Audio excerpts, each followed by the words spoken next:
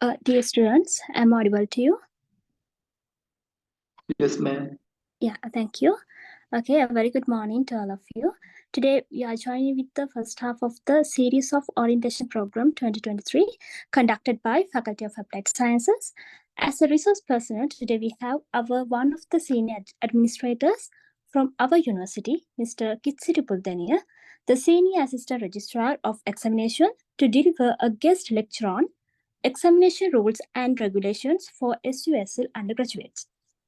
He has completed his BA degree and MBA from Open University of Sri Lanka, and he has 10 more years experience in administration, and he has currently working as a senior assistant registrar since 2020 in Sabaragamu University of Sri Lanka.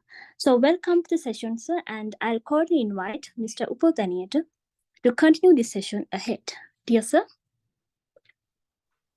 Thank you. Yeah. Thank you, I think you can hear me properly. Yeah, sure, sir. We can hear you. Okay, thank you.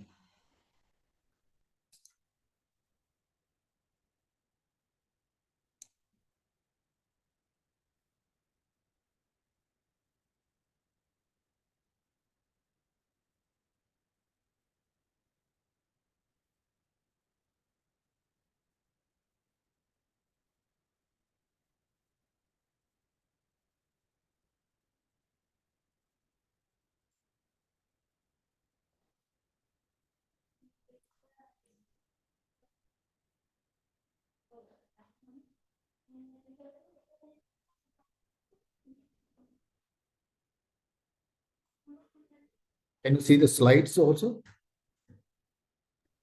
Yes, sir. We can see the screen. Yes. Thank you. Good morning, all of you. Today, I'm going to explain you all regarding the examination procedures and the bylaws which were related to special examinations in the Sabaragamu University of Sri Lanka. This is very important part for the undergraduates who are recently engaged with the university education. You are so lucky to enter the universities like Sabaragamu, and I hope that you will continue your studies without any difficulties, especially academics activities and the other processes like examination, especially as I inform you at the beginning, examinations is very crucial part of your academic activities throughout your university life. Therefore, you have to very keen on the matters pertaining to the examinations, academic activities as well, right? When we considered about the meaning of the examinations, I have quoted some explanation, definitions given by the Oxford Dictionary, that it is formal or written, spoken practical test, especially with conduct at the schools or colleges, right? Before you come here, you have faced some examinations, including your scholarship grade 5 scholarship examination and your O level and your A level, likewise, right?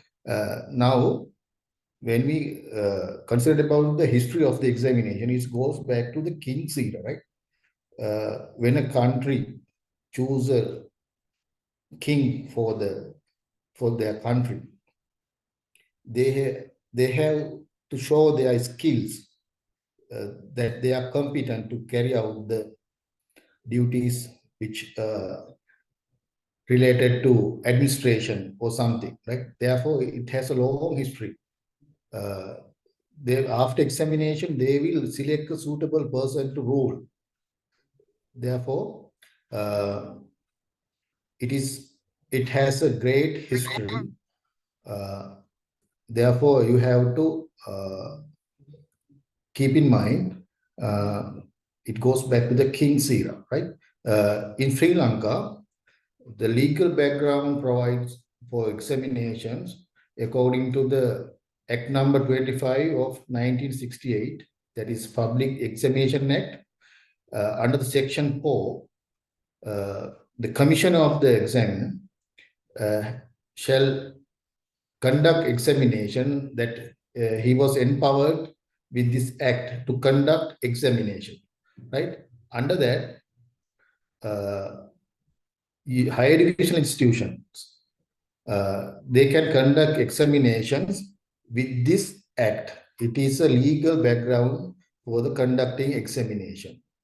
And also in 1978, Act number 16 of Universities Act,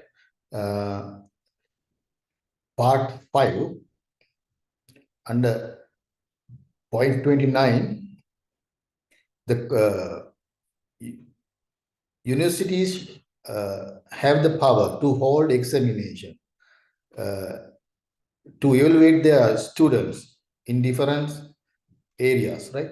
Therefore, universities can conduct examination with these powers vested by the Act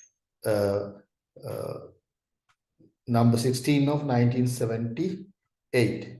And there are some amendments also have done for the Universities Act. With these amendments incorporated into the Universities Act, now we are conducting all the examination according to the power given by this act. And also, there was a committee appointed in 1977 to look into the matters of examination in University of Sri Lanka. And also in that time, there were few campuses in Sri Lanka. With the report they have given in 1983, the manual of procedure for conduct of university examination was produced by the University Grant Commission. This is the process manual at the moment we are practicing in the universities. According to the university requirement, this manual was updated and amended in various universities doing these things. At the moment, Sabha University of Sri Lanka, we are amending this manual of procedure which is relevant to the university requirement. This is the example for examination system, right? First, we are going to get some understanding regarding the centralized system, right? In centralized system, there is a main examination branch here, and there are several faculties connected into the main examination branch, right? And next one is the decentralized system. In this system, each and every faculty has separate examination unit, right? All these examination subunits are directly contact with the main examination branch in the university. In Sabaragamuwa, we are practicing centralized system. There is a little difficulty we have found regarding the medical faculty, as it is situated in Ratnapura. Therefore, we have delegated some functions to that faculty. That means there is a separate examination unit operated at the Faculty of Medicine because of administrative difficulties to travel there frequently.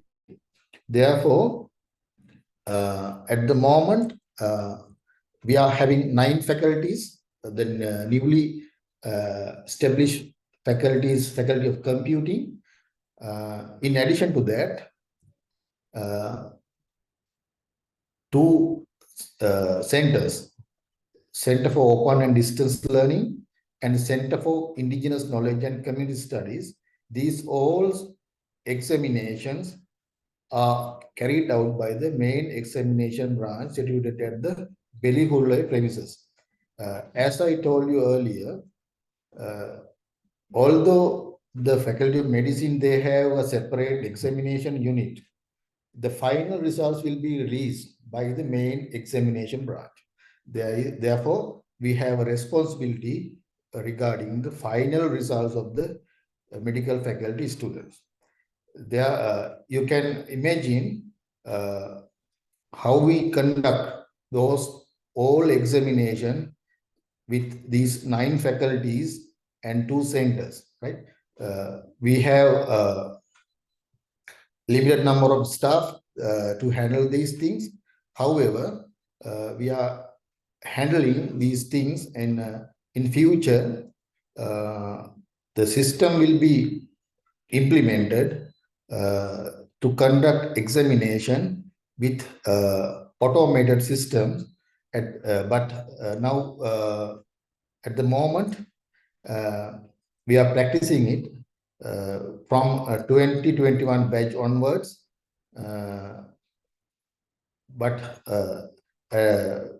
there are some students who repeat and who are completing some examinations which belongs to various faculties. They have to complete their examination with the traditional system we are practicing at the moment. Let's think about the degree programs, right? Do you have heard about do you have understanding regarding the credit system? Anyone? Do you have understanding regarding the credits? You have heard about? Your study program consists credit. Not right. You will find it later, but I will explain it very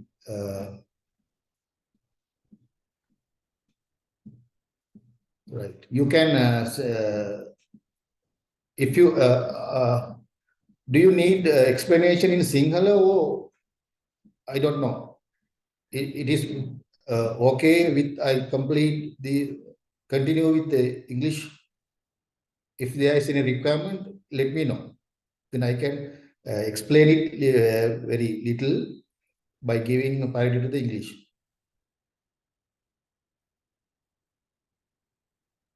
Do you need any explanation regarding the things that I going to explain in Sinhala or continue with English? Okay. Right. Thank you. If there is any difficulty to understanding, let me know, right? Here, there is a credit system. According to your degree program, right? Someone want to have explanation in Sinhala also. Okay, I will try my best to explain with both, right? With the time limitation, right? Let me see, right? All right, credit system. Now you are following 4-year degree, right? Special degree or honors degree. I mean, now you are following honors degree, whatever it is, right? There is a requirement to complete minimum number of credits according to a degree program. For a 4-year degree program, honors degree, you have to complete minimum to 120 credits, right? Minimum requirement. For a general degree, you have to complete 90 credits minimum. I will explain how to get a general idea regarding the credit, right? For one credit is equal to 15 hours of lectures or 30 hours of practicals or combination. For the general idea, right? This depend on your faculty. They will decide how they allocate lecture hours for one credit and how many practical hours for one credit. They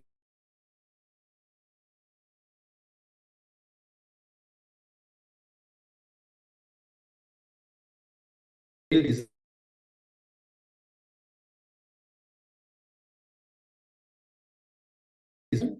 You have 30 number of lecture hours for that subject for the semester. You have idea about semester? Do you have?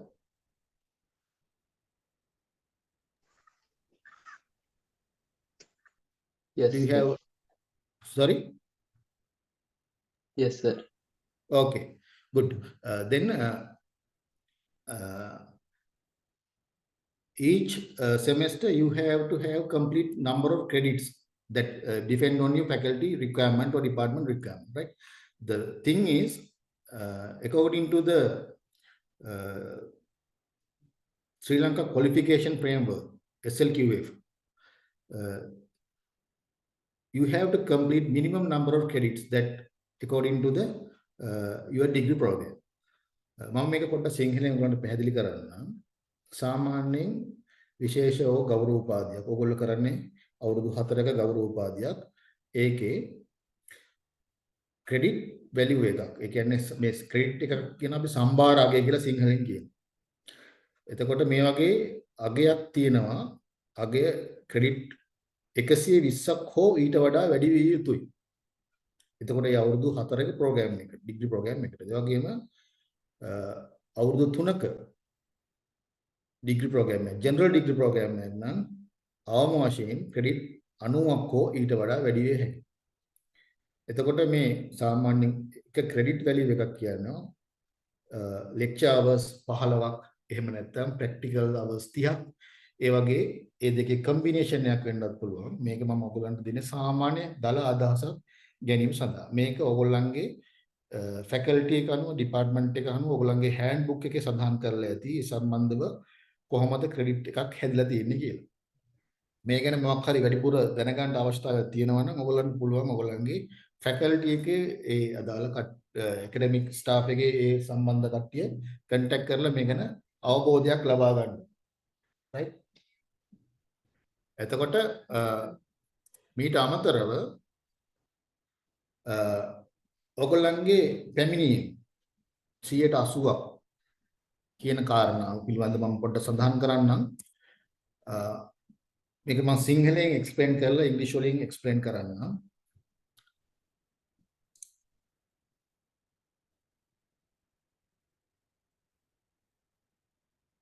right? ඇයි අපි 80ක් ඔයගොල්ලන්ගේ පැමිණීම අපේක්ෂා කරන්නේ? එතකොට මෙතන තියෙන ඔයගොල්ලන්ගේ උපාධි පාඨමාලාවේ අපි බලාපොරොත්තු වන learning outcome එක ඔයගොල්ලන්ගෙන් බලාපොරොත්තු වෙන ILOs intended learning outcomes. එතකොට මේ අපි බලාපොරොත්තු වෙන ප්‍රතිඵලය ඔයගොල්ලන්ගේ උපාධි පාඨමාලාවෙන් ඔයගොල්ලෝ ලබා ගන්න නම් ඔයගොල්ලෝ හරියට ඒවට සහභාගී වෙන්න ඕන. එතකොට ඒක තියෙන යම්කිසි බරක් weight එකක් තියෙනවා. එතකොට මේ weight එක ඔයගොල්ලන්ගේ සහභාගී වීම තුලින් ඒ exposure එක හම්බුනොත් විතරයි ඔයගොල්ලන්ට දැනුම ලබා ගන්න පුළුවන් වෙන්නේ. එතකොට ඒ weight එක ගත්තේ නැත්නම් ඔයගොල්ලන්ට මේ ශාස්ත්‍රයට ගියාම, field එකට ගියාම ඔයගොල්ලෝට බැරි වෙනවා ඒ දැනුම පාවිච්චි කරලා වැඩක් කරගන්න බැරි වෙනවා. ඒක නිසා මේක අත්‍යවශ්‍ය කාරණාවක්. කියන්නේ අපි ඉගෙන ගන්න දෙයට අපේ වැඩි අවධානයක් යොමු කරලා ඒ සඳහා සහභාගී වීම තුළින් වැඩි දැනුම් ප්‍රමාණයක් ලබා ගැනීමට හැකියාවක් බලාපොරොත්තු වෙනවා. right. as I explained earlier, the degree contain credit values, and when I explain in Sinhala regarding the 80% attendance, why it is important, right? When we expecting from you to attend all the academic activities, and then you have a good exposure for your academic engagement, right? Then you have higher chance to pass the examinations because you have attended all the academic activities conducted by your department or the faculty. Then there is a weight, academic weight for each and every degree program that was measured by the credit values, right? According to that, you have to have such knowledge and you have to acquire that knowledge from your lecturers by doing practicals in laboratories. Then you are confident enough to face the challenges after completing your degree program in the relevant field in the outside the university. When you are engaged in job or whatever, you have to use your knowledge which you have gained at the time you are engaged in university life, right? Therefore, this is very important to have such exposure during your university life. For eligibility for the examination, you may have to have 80% attendance for the lectures, practicals, and obtain required continuous assessment, and you have to complete your practicals which were conducted at your department level or by the faculty, and you have to submit your reports, theses, you have to attend seminars. Otherwise, you may not eligible for the examinations which scheduled to conduct in coming semesters. Therefore, you have to keen on your attendance and active participation for the practicals and other sessions, which may be prerequisite for the examination at the end of the semester. Each semester, you have end semester evaluation, right? I will explain a little further in semester system in my coming slides, right?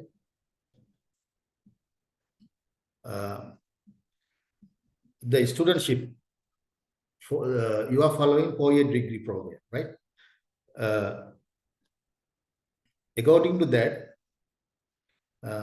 you have to have understanding regarding the validity period of your registration, right? If you are following the 4-year degree, you have to complete your degree within 8 years, right? That means 2 times of your degree program's period. If you are following a 3-year degree program, you have to complete your degree within 6 years, right? The 8 years and 6 years I mentioned here, this might be changed in the near future because of the government policies. They are going to be implemented regarding the manner they have studied, that the students are not completing their degrees as expected, and they are doing other things other than the education, right? Therefore, they will decide, maybe, I think it is a discussion is going on. There is a discussion is going on to reduce these years. Suppose that 4-year degree program, you have to complete with 6 years something, right? 3-year degree program, you have to complete with 4 years. Therefore, don't postpone your examinations and don't apply for deferment unless you have a valid reason, right? Therefore, try to complete your degree program within the period. And if you want to have a deferment, right, for the very reason, especially for medical grounds, you have to apply for deferment. That means if you are not physically or mentally not fit enough to carry out your academic activities, then you can have a deferment. That means you have to complete your degree program with the next batch. That means your juniors, right? That request can be given after considering your request by the faculty board, and with the recommendation of the faculty board, the Senate of the university will approve the deferment. The deferment, for the deferment, you have to apply for the deferment at the beginning of the academic year with the supporting documents to prove it that you are medically or not fit enough to carry out your academic activities due to various reasons, right? In such case, the Senate will be granted permission to you to have a deferment. Here I will just inform you regarding the faculty board. You may heard about these things and the Senate with other lectures. The faculty body is the academic body that operate at the faculty level. The Senate is the supreme body of the academic activities of the university, right? Therefore, the approval of the Senate is must for the deferment with the recommendation of the faculty board. මෙතන මම සිංහලෙන් පොඩ්ඩක් සඳහන් කරන්නම් ඔයගොල්ලන්ට. සාමාන්‍යයෙන් උපාධි පාඨමාලාවක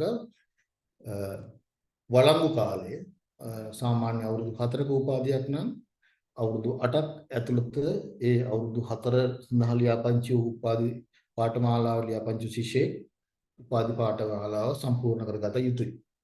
ඒ වගේම අවුරුදු 3ක උපාධියක් හදාරන කෙනෙක් නම් අවුරුදු 6ක් කාලය ඇතුළත තම උපාධිය සම්පූර්ණ කරගත යුතුයි. එතකොට මේ අපි අවුරුදු 4 පස්සේ අපි පස්වෙනි අවුරුද්දට යනවා නම් ඒ හැම එළඹෙන වර්ෂයක් පාසා තමන් ශිෂ්‍යභාවයේ ලියාපදිංචිය තහවුරු කරගත යුතුයි. right? එතකොට මේ අවුරුදු 8 සහ අවුරුදු 6 කියන කාරණාව පිළිබඳව දැනට රජයේ සාකච්ඡාවක් යනවා. මේ කාලය අඩු කරන්න. මොකද විශ්වවිද්‍යාල ශිෂ්‍යයෝ තමන්ගේ නියමිත කාර්යවලදී උපාධි පාඨමාලාව සම්පූර්ණ කරගන්නේ විවිධ වෙනත් කාරණා සඳහා විශ්වවිද්‍යාල තුල කාලය ගත කරන හේතුව නිසා. ඒක නිසා මේ අවුරුදු 4 කාලය ඉදිරියේදී අවුරුදු 6ක් දක්වා අඩු වෙන්න ඉඩ තියෙනවා. ඒ වගේම අවුරුදු 3ක කාලය අවුරුදු 4ක් දක්වා වගේ අඩු වෙන්න ඉඩ තියෙනවා. මේක තාම සාකච්ඡා මට්ටමේ තියෙන කාරණාවක්. අනාගතයේදී මේක ක්‍රියාත්මක වෙන්න පුළුවන්. දැනට තියෙන උපාධි පාඨමාලාව වගේ දෙගුණය කාලයක් ඇතුළත තමන්ගේ උපාධිය සම්පූර්ණ කරගන්න යුතුයි. මෙහෙම මේ අවුරුදු කාලය ඇතුළත සම්පූර්ණ කරගන්න නැති කට්ටිය ඉන්නවා. විවිධ හේතු හින්දා. ඒකයි මම මේක පැහැදිලිවට කියන්නේ. ඒක නිසා තමන්ගේ උපාධි පාඨමාලා නියමිත කාලයේ තුල සම්පූර්ණ කරගන්න අදිෂ්ඨාන කරගන්න. මොකද ගොඩක් කට්ටිය කැම්පස් එකට ඇවිල්ලා ඉගෙන ගන්න කාරණේ අරින්න අනිත් ඔක්කොම කාරණා ටික කරගන්න. ඒක නිසා මේ ගැන හොඳ අවබෝධයක් දෙන්න. මම මේ සමහරලාට මේක Zoom තාක්ෂණ ඔස්සේ කරන නිසා ඔයගොල්ලන්ට දෙමව්පියොත් මේකට සම්බන්ධ වෙලා ඇති. ඒගොල්ලෝ අහගෙන නැති සමහරලාට. ඒක නිසා මේක වැදගත් කාරණාවක්. තමන්ගේ දරුවෝ මේ විශ්වවිද්‍යාලයට ආවට පස්සේ අතාරින්න එපා. ඒගොල්ලෝ මොනවද කරන්න කියලා හොයලා බලන්න ඕනේ. ඒ වගේම තමන්ගේ අවුරුදු 4ක උපාධිය ඒ කාල සීමාව තුළ ඉවර කරගන්න ඒගොල්ලෝ උනන්දු කරනවා. දරුවොත් ඒ සම්බන්ධව අවධානයෙන් කටයුතු කරන්න ඕන. එතකොට ඩිෆර්මන්ට් එකක්. ඒ කියන්නේ කල් දා ගන්න පුළුවන්. අද්දින වර්ෂයේ කල් දා ගැනීමක් කරගන්න පුළුවන්. එහෙම කල් දා ගන්නවා නම් මොකක් හරි හේතුවක් තියෙන්න ඕනේ පිළිගන්න පුළුවන්. එතකොට විශේෂයෙන් වෛද්‍ය හේතුන් මත විවිධ ශිෂ්‍යයන්ට තියෙන අපහසුතාවයන් හින්දා සමහරව විසාදියෙන් පෙළෙන කට්ටිය ඉන්නවා. ඒ වගේම සමහරුන්ට වෙන මානසික හේතුන් මත ප්‍රශ්න ඇති වෙන කට්ටිය ඉන්න පුළුවන්. එතකොට ඒ වගේ කට්ටියට වෛද්‍ය උපදෙස් මත තමන්ගේ අධ්‍යයන වර්ෂයේ කල් දා ගන්න පුළුවන් විශ්වවිද්‍යාලයේ තමන්ගේ පීඨ මණ්ඩලයට පිළිගත හැකි ආකාරයේ ඉල්ලීමක් කරලා අදාළ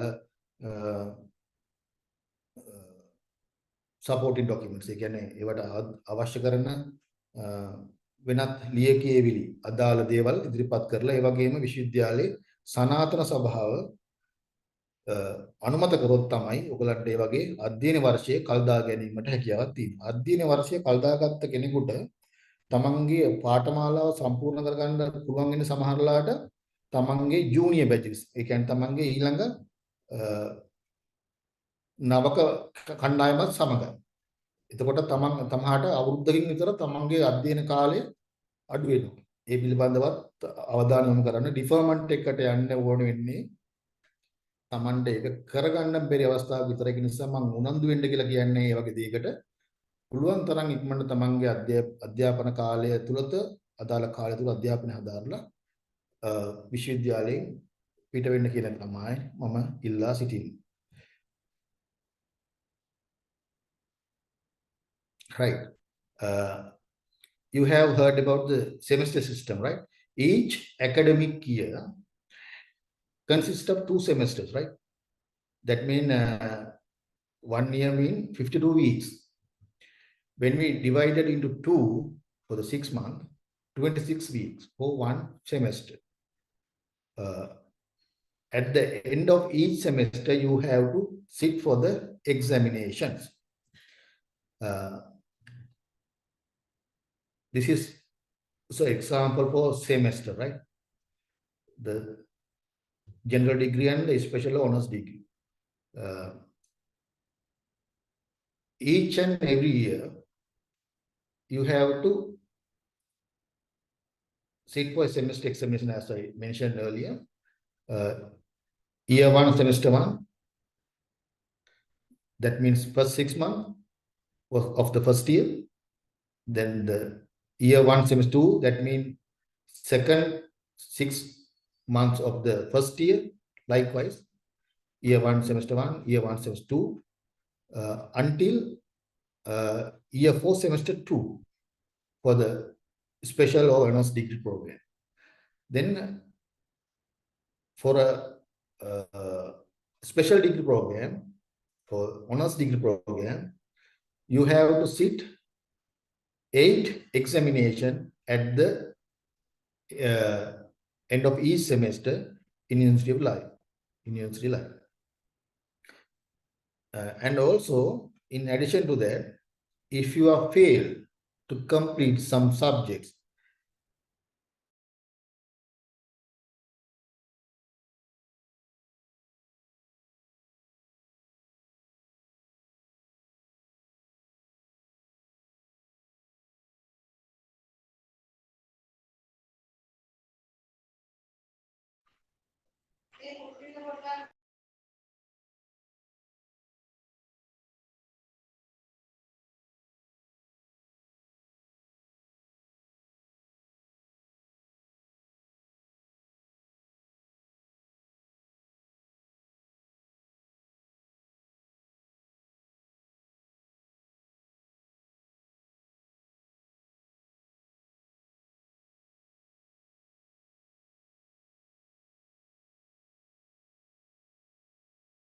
am I audible to you? Hello. Am I audible to you? Yes, sir. I think I lost my connection. Therefore, I will restart the session.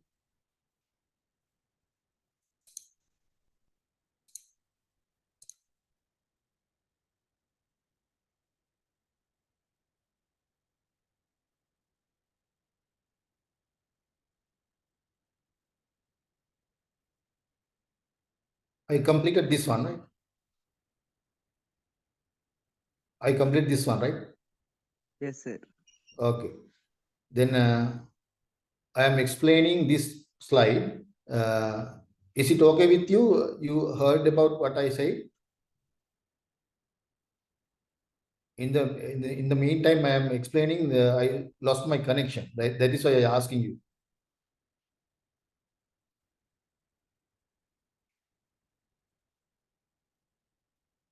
Right. This is an example for semester in your academic calendar, right? General idea, right? I have divided the semester into several slots according to the requirement, right? For your academic work, 15 weeks, and you have some study leave, and examination will come after that. Then you may have vacation.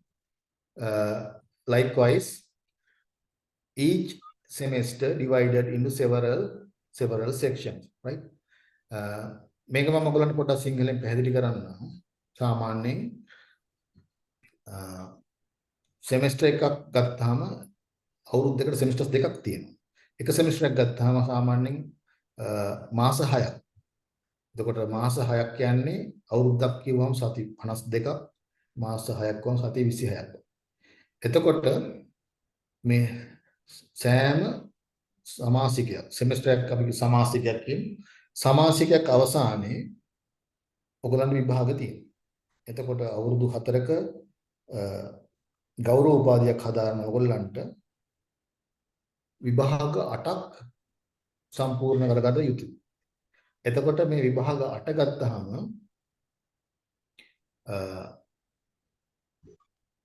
පළවෙනි අවුරුද්ද පළවෙනි සමාසිකය, පළවෙනි අවුරුද්ද දෙවෙනි සමාසිකය, ඊළඟට දෙවෙනි අවුරුද්ද පළවෙනි සමාසිකය, ඒ වගේ ගිහිල්ලා හතරවෙනි අවුරුද්ද දෙවෙනි සමාසිකයෙන් ඔයගොල්ලන්ගේ ඒ ටික ඉවර වෙනවා.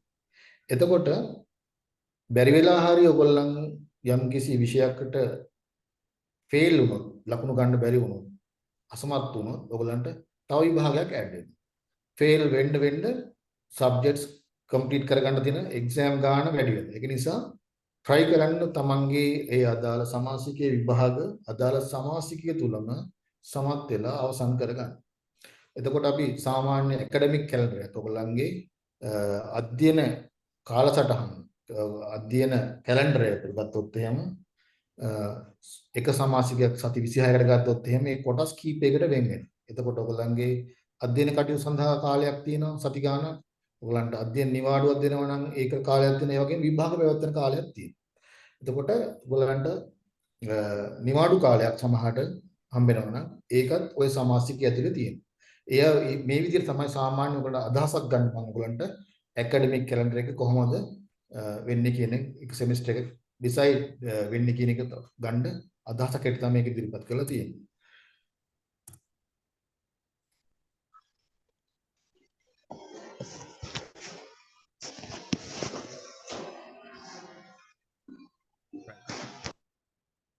Here, this is the flow diagram of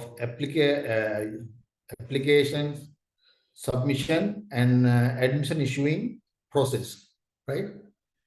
I think you can get some idea according to the model that I have presented here. First, when the examinations are scheduled according to your academic calendar, well in advance, we will notice. The examination branch will notice with the concurrence of the faculty.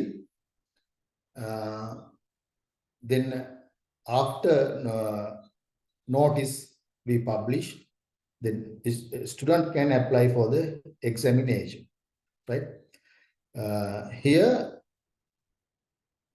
there are two types of students applying for examination, right? That means regular students, that means properly registered student for the proper examination, the regular examination. The other one is the repeat or medical students. Repeat or medical students, they are also applying for the same examination. Suppose that we are going to conduct year 1 semester 1 examination, the both categories are there, regular students and the repeat and medical students, right? I will explain the medical and repeat student later. At the moment, just get some idea. If you are referred in some subject, you have to complete it at the next available opportunity you have to complete it. There are some students, they are unable to complete because of medical reasons. Then they can submit medical certificates with the valid explanation by given a consultant or someone else accepted by the university. They will consider it as a medical student, right? Right. Then after obtaining your application, you have to submit it. If you are a repeat student, you have to pay for the examination fees. And if you are medical or regular student, that means you are properly faced for the examination, you will not be charged for the examination fees. Then there are some incidents that we are giving some grace period to submit your application if you are unable to submit within the stipulated time. Then if you are submit your late application, the late charges will be applied for your examination. Otherwise, you have, after submitting your application, we will check your application whether you are repeat or proper student. Then we will check also your eligibility, and also there are some students that I have mentioned earlier. They have repeated because of they have failed or they are not obtained the marks they have in pass mark, right? Pass mark, I will explain later. Pass mark, suppose that is pass grade is grade C. If you are not earned below C grade, then you can upgrade it up to C. That means up to pass grade, right? And also we will check, especially for the repeat student, whether they have previously committed any offenses. If they have committed any offenses, whether their punishment period is over or not, right? And also there are some incidents, students were unable to complete some subjects within the proper attempts they have given. A student will give 3 attempts to complete a subject. There are some students, they will not complete it with the available given chances or attempts. That means 3 attempts. They were unable to complete with their subject with 3 attempts. Then they will apply for the 4th attempt as a grace chance, right? If the faculty board accepted and recommended to the Senate for the 4th attempt, they can sit for the examination. Otherwise, no admission will be issued to such students. Then the properly eligible students, after validating their application, we will prepare their admission cards, and we will issue admissions to the students to attend the examination as usual. For the medical, for the absent, the 4th attempt or repeat exam applicant, we will check whether they are submitted a medical report for previous attempt, or they have failed to submit medical, or they are absent. With these concerns, we are all matters will be checked at the examination branch. After checking all these things, we will prepare their repeat admission cards. Then they will they can collect them from the examination branch, and also your application submitted we will store in the examination branch for future references, right? I will explain in Sinhala also for your understanding. සාමාන්‍ය විභාගයක් පැවැත්වීමට ප්‍රථම අර මම කලින් සඳහන් කරපු ඔයගොල්ලන්ගේ academic calendar එක අනුව. එතකොට අධ්‍යයන කාල සටහන අනුව විභාගයට අපි සූදානම් කරාට පස්සේ ෂෙඩියුල් කරාට පස්සේ අපි ඇප්ලිකේෂන් කෝල් කරනවා විභාගය සඳහා. එතකොට ඔයගොල්ලන්ට පුළුවන් ඇප්ලිකේෂන් ඒ සඳහා බාර දෙන්න. කාණ්ඩ දෙකක් ඉන්නවා. පළවෙනි කාණ්ඩය ගත්තොත් පළවෙනි වතාවට විභාගයට පෙරී සිටින කට්ටිය. ඒ වගේම අනිත් කාණ්ඩය තමයි විෂයක් අසමත් වෙලා එහෙම නැත්නම් විෂයකට ඌණ සාමර්ථ්‍යයක් ලබාගෙන ඒක සාමර්ථ්‍යයක් දක්වා උසස් කර ගැනීමට උත්සාහ කරන ශිෂ්‍යයෝ. ඒ වගේම ඒ කොටසටම අයත් වෙනවා වෛද්‍ය හේතුන් මත විභාගය සඳහා නොපෙනී සිටි අය. එතකොට මේ ඇප්ලිකේෂන් විභාගාංශයට ලබා දීමේදී ඔයගොල්ලන්ට දෙන කාල සීමාවක් මේ කාලය තුල ලබා දෙන්න කියලා. එතකොට ඒ කාලය තුල ලබා දුන්නේ නැත්නම් අපි ඔයගොල්ලන්ට දෙනවා සහන කාලය. මේ සහන කාලය තුල ඔයගොල්ලන්ට ලබා දෙන්න බැරි වුණොත් ඒ සහන කාලය තුලත් අපි ලබා ගන්න ඔයගොල්ලන්ට ඒ ප්‍රොපර්ලි හෑන්ඩ් ඕවර් කරන්නේ නැති නිසා යම් කිසි දඩමුදලකුත් අය කරලා තමයි ඔයගොල්ලන්ට ඒ ඇප්ලිකේෂන් එක විභාගාංශයට බාර දෙන්න සිද්ධ වෙන්නේ. එතකොට මෙහිම බාර දීපු ඇප්ලිකේෂන් එක අපි චෙක් කරනවා විභාගාංශයෙන් ඔයගොල්ලෝ රිපීට් ස්ටුඩන්ට් කෙනෙක් එහෙම නැත්නම් මෙඩිකල් අප්‍රූව් කරගත්ත කෙනෙක් නැත්නම් ඌණ සාමර්ථ්‍යයක් ලබ කෙනෙක් නම් ඔයගොල්ලන්ට විභාගයේ පෙනී සිටීමට ප්‍රථම ඔයගොල්ලෝ මොකක් හරි වැරදි වැඩ කරලා තියෙනවා නම් විභාග වංචා කරලා තියෙනවද? ඒවට දඩුවම් දීලා තියෙනවද? ඒ දඩුවම් ඉවරද නැද්ද? ඒවා අපි ඔක්කොම චෙක් කරනවා විභාගයේ අංශයෙන්. එතකොට එහෙම චෙක් කරලා තමයි ඔයගොල්ලන්ට අපි විභාගය සඳහා පෙනී සිටීමට අවශ්‍ය අවසර පත්‍රයක් නිකුත් කරන්න වෙනවා. ඒ වගේම මෙතනදී විශේෂයෙන් සඳහන් කරන්න ඕන කාරණාවක් තියෙනවා. සාමාන්‍ය විභාගයේදී එක විෂයක් සඳහා අවස්ථාවක් අපි දෙනවා අවස්ථා තුනක් සමත් කර ගැනීම සඳහා. ඒ අවස්ථා තුනත් ප්‍රයෝජනෙට නොගෙන ෆේල් වෙන ළමයි ඉන්නවා. එතකොට ඒගොල්ලන්ට හතරවෙනි අවස්ථාව සඳහා ආයුධ පත්‍රයක් ඉදිරිපත් කරන්න පුළුවන් ඔයගොල්ලන්ගේ පීඨ මණ්ඩලයට. පීඨ මණ්ඩලය නිර්දේශ කරොත් සනාතන සභාව අනුමත කරොත් විතරක් අපි ඒගොල්ලන්ට විභාග සඳහා පෙනී සිටීමට අවස්ථාව උදා කරලා දෙනවා. ඒ වගේම මේ විභාගය සඳහා ඔයගොල්ලෝ ඇබ්සන්ට් වුණාද කලින් මෙඩිකල් දුන්නද ඒවා ඔක්කොම අපි චෙක් කරලා බලනවා. එතකොටම සමහර ඒවා මෙඩිකල් දීලා තිබුච්ච එහෙම අපි ඒක ඔයගොල්ලෝ සාමාන්‍ය ප්‍රොපර් ඇටෙම්ප්ට් එකකට තමයි අපි ඔයගොල්ලන්ට විභාග සඳහා පිළිසින්න අවස්ථාව දෙන්නේ. පුනරාපේක්ෂකයෙක් ඒ කියන්නේ රිපීට් කැන්ඩිඩේට් කෙනෙක් වුණොත් ලිමිට් එකක් තියෙනවා. ඔයගොල්ලන්ට මම ඉදිරියේදී පෙන්නන්නම් කොහොමද ඔයගොල්ලන්ගේ ග්‍රේඩින් සිස්ටම් එක යන්නේ කියලා. දැනටමත් ඔයගොල්ලන්ට අවබෝධයක් ඇති. මම හිතන්නේ මේක ඔයගොල්ලන්ගේ පළවෙනි ඔරියන්ටේෂන් ප්‍රෝග්‍රෑම් එකේ ලෙක්චර් එක නෙවෙයි. ඒක නිසා ඔයගොල්ලන්ට ස්ටුඩන්ට් හෑන්ඩ්බුක් ගැන අදහසක් ඇති. එතනින් සඳහන් කරලා තියෙනවා ඔයගොල්ලන්ගේ ග්‍රේඩින් සිස්ටම් එක. එතකොට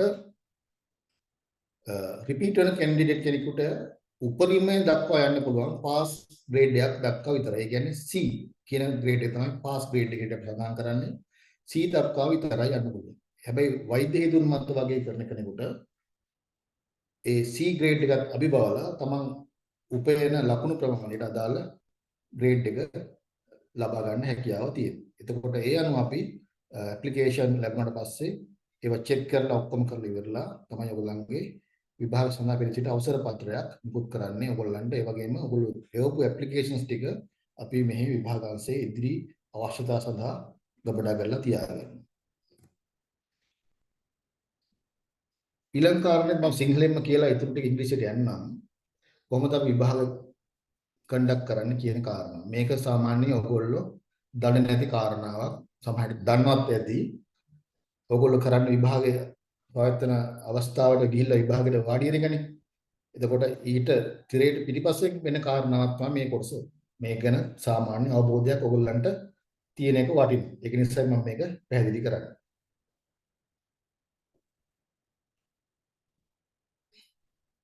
right.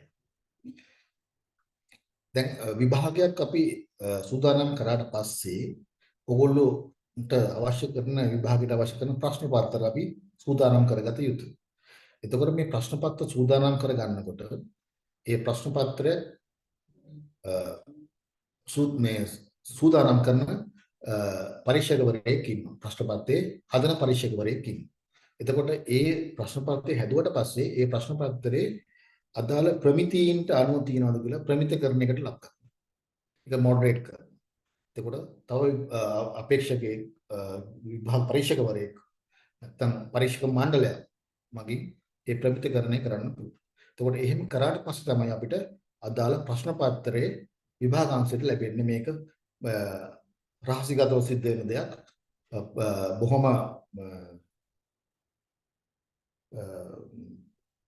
වෙනමම ඒකට තහනම් කලාපයක මේ කටයුතු සිද්ධ වෙන්නේ විභාගාංශයේ ඒ ලැබෙන ප්‍රශ්න පත්‍ර ටික කාටවත් ඇතුල් වෙන්න බෑ.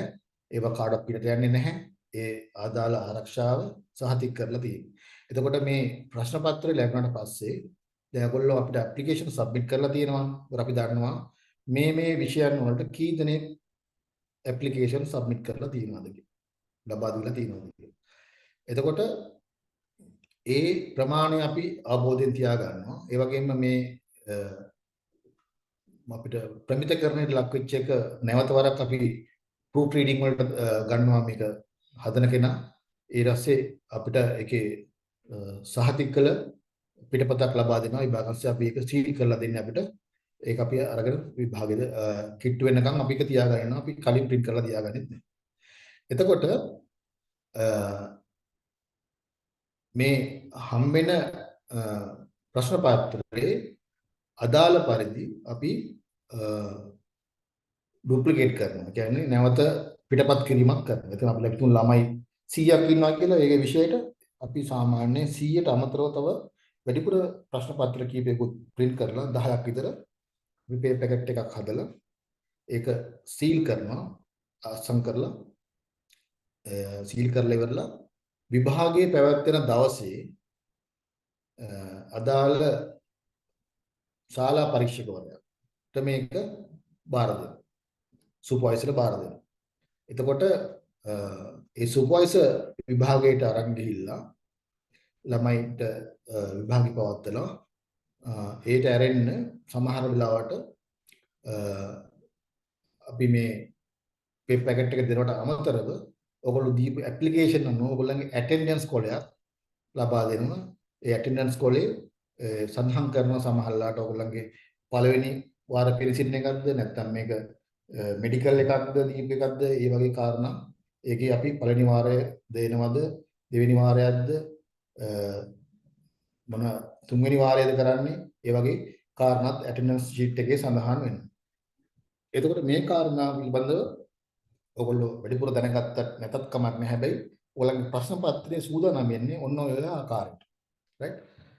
Here I want to explain you regarding the mechanism that you are not seeing that operate at the behind the screen, that how to set to a question papers, right? When the setter set the exam question paper, it will be moderate that it is up to the expected standards as for the ILO and ILOs, that mean intended learning outcomes, and according to the syllabus that was up to the expected level, right?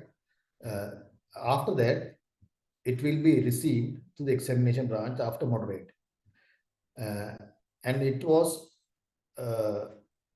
proofread by the setter of the question paper who said after the moderator.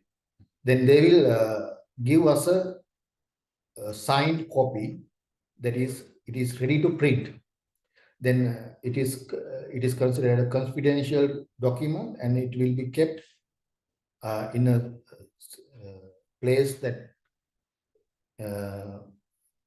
no one cannot enter to the examination branch without any permission. Then it will be kept under the restricted area in the examination branch confidentially.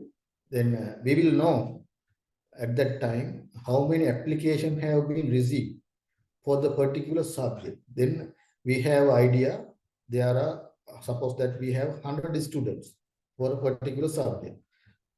With that sense, we will duplicate number of copies from it. And in addition to that, we will include some more papers in addition to the exact amount. That means 100 students, we will add extra 10 question papers into the paper packets. Then they can,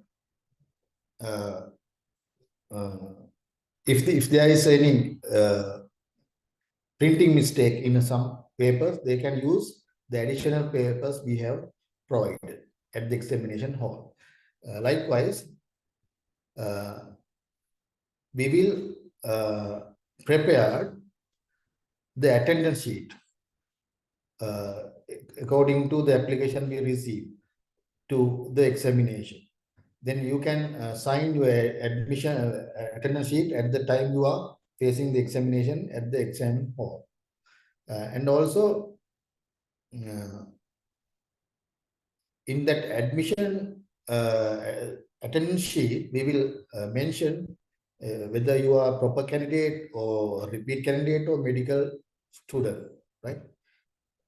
Likewise, then on the exam day, supervisor will come to the examination branch and collect the question papers, and he will go to the examination hall.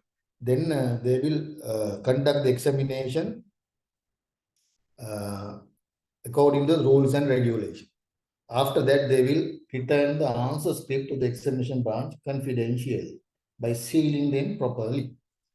This is the process, how we conduct the examination. This is not much relevant, but you have to have some idea regarding how we conduct the examination, right? And after conducting examination, there is a process behind them, how to release the results. After receiving answer script, we will send it to the first marker. And after marking the first marker, we will send it to the second marker also, right? Then after receiving the first marking and second marking, the head of the department will finalize the final examination results after moderating all the first marking and second marking. After that, it will receive to the examination branch. After receiving them, we will enter these marks in the schedules that we are maintaining at the examination branch, right? After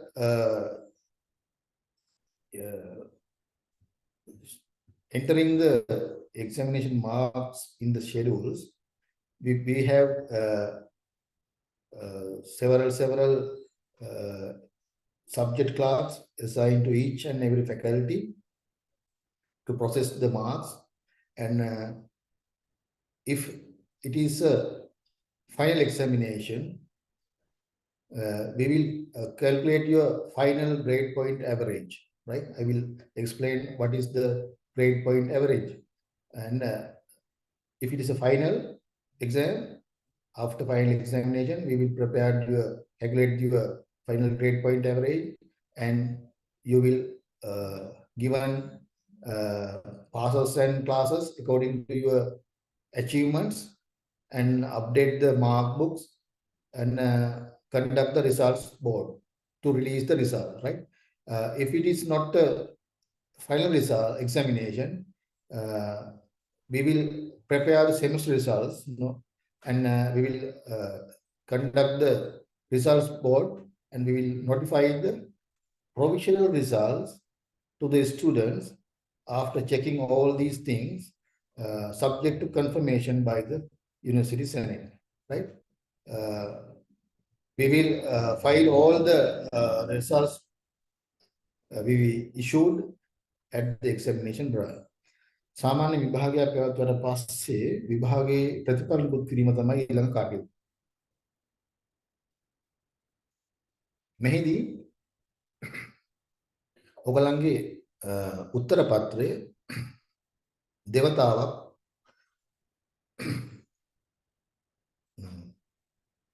ලකුණු කිරීම සඳහා යොදා ගන්නවා.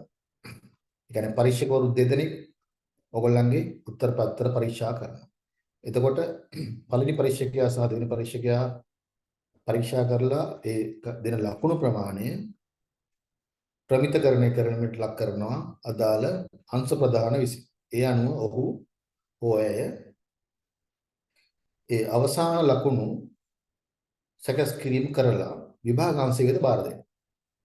විභාගාංශ විදිහට බාර දුන්නාට පස්සේ ඒ ලකුණු අපි අපේ විභාගාංශයේ තියෙන ඒ අදාළ ලකුණු සටහන් කරන පොත්වල සටහන් කරගන්නවා අදාළ ශිෂ්‍යයාගේ අදාළ කොටස්වල ලකුණු කරගන්නවා අදාළ සෙමිස්ටර් එකට අනුව. එතකොට මේක අවසාන විභාගයක් නම් ඔයගොල්ලන්ගේ ශ්‍රේණිගත සාමාන්‍ය අගය අවසාන ශ්‍රේණිගත සාමාන්‍ය අගය අපි සකසනවා. ඒ ශ්‍රේණිගත සාමාන්‍ය අගය අනුව තමයි ඔයගොල්ලන්ට පාසස් ඔයගොල්ලන්ගේ ඒ වගේම මේ පළමු පෙළ සාමර්ථයක්ද දෙවෙනි පෙළ ඉහළ සාමර්ථයක්ද දෙවෙනි පෙළ පහළ සාමර්ථයක්ද එහෙම නැත්නම් නිකම්ම සාමර්ථයක්ද කියලා තීරණය වෙන්නේ ඒ අවසාන ශ්‍රේණිගත ලකුණු සාමාන්‍ය අගය අනුව. එතකොට මේ අනුව ඒ ලකුණු අපි මේ අනුව ඒ අවසාන අගය සැකසුවට පස්සේ ඒවත් අපි අදාළ පොත්වල සටහන් කරගන්නවා. ඊට පස්සෙ අපි ඒ සෙමෙස්ටර් එකට අදාළව අවසාන විභාගයට අදාළ සියලුම මේවා ගණනය කිරීම කරලාට පස්සේ ඒවා චෙක් කරනවා. චෙක් කරලා ඒවා රිසල්ට්ස් බෝඩ් එකක් තියෙනවා. ඒ බෝඩ් එක ඉදිරිපත් කරලා අපි ඔයගලන්ට දැනුම් දෙනවා. ඒක අපි ප්‍රසිද්ධ කරනවා සනාතන සභාවේ අනුමැතියට යටත්ව. එතකොට ඒක සාමාන්‍යයෙන් අවසාන විභාගයක් නොවේ නම් අපි ඒක සෙමෙස්ටර් එකක විභාගයක් පමණක් නම් අපි ඒ කාරණාවේදී අර අවසාන සාමාන්‍ය ගණනය කිරීම කරන්නේ නැතුව ඔයගොල්ලන්ගේ ඒ ලකුණු රිසල්ට්ස් බෝඩ් එකට යන්න කලින් චෙක් කරලා රිසල්ට්ස් බෝඩ් එකේ චෙක් කරාට පස්සේ ඔයගොල්ලන්ට බලා ගැනීමට සලස්වනවා සනාතන සභාවේ අනුමැතියට යටත්ව. මේ කාරණා තමයි රිසල්ට්ස් නිකුත් කිරීම සම්බන්ධව තියෙන්නේ.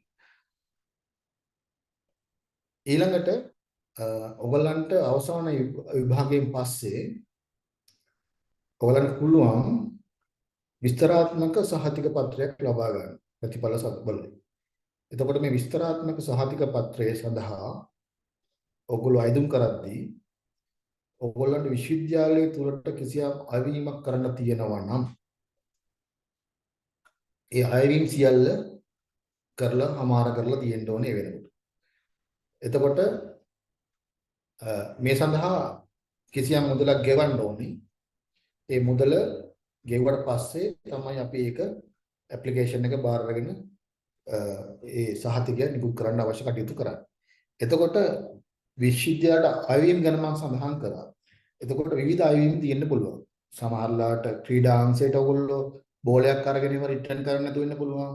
ඒ වගේම සමහරට වෛද්‍ය මධ්‍යස්ථානයේ ඔබ ප්‍රතිකාර කරනකොට සමහරට මොකක් හරි ආබාධයකට අපි තුමු කිහිලිකරුවක් ගත්තයි කියන්නේ. ඒවා ආපහු බාර දෙන්න නැති වෙන්න පුළුවන්. එතකොට ඒ වගේ කටයුතු වලදී අදාළ අංශ වලින් ක්ලියරන්ස් ගන්න ඕනේ. ඔයගලන්ට අයවීමට කිසිවක් නැහැ කියලා. පුස්තකාලේ සමහරට පොත් බාර දීලා නැති වෙන්න පුළුවන්.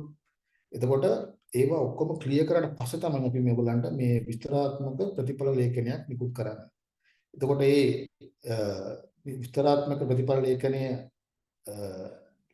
අතහ ඔයගොල්ලෝ ආයුධ පත්‍රයක් ඉදිරි කරලා පස්සේ අපි අර අපේ ලකුණු සටහන් කරගත්ත පොතත් එක්ක ඔක්කොම චෙක් කරනවා. ඒ අනුව ඔයගොල්ලන්ගේ විස්තරාත්මක ප්‍රතිඵල ලේඛනය සකස් කරනවා. සකස් කරලා නැවත වරක් මෙතන චෙක් කරනවා. චෙක් කරලා ඒක අසං කරලා පස්සේ තමයි අපි ඔයගොල්ලන්ට තැපැලෙන් හෝ ඔයගොල්ලන්ට පුද්ගලික වෙලා මෙහෙන් ගන්න පුළුවන්. මේක තමයි සාමාන්‍ය විස්තරාත්මක ප්‍රතිඵල ලේඛනයක් නිකුත් කරන විදිහ. මීට අමතරව තව කාරණාවක් තියෙනවා. ඔයගොල්ලන්ට අධ්‍යයන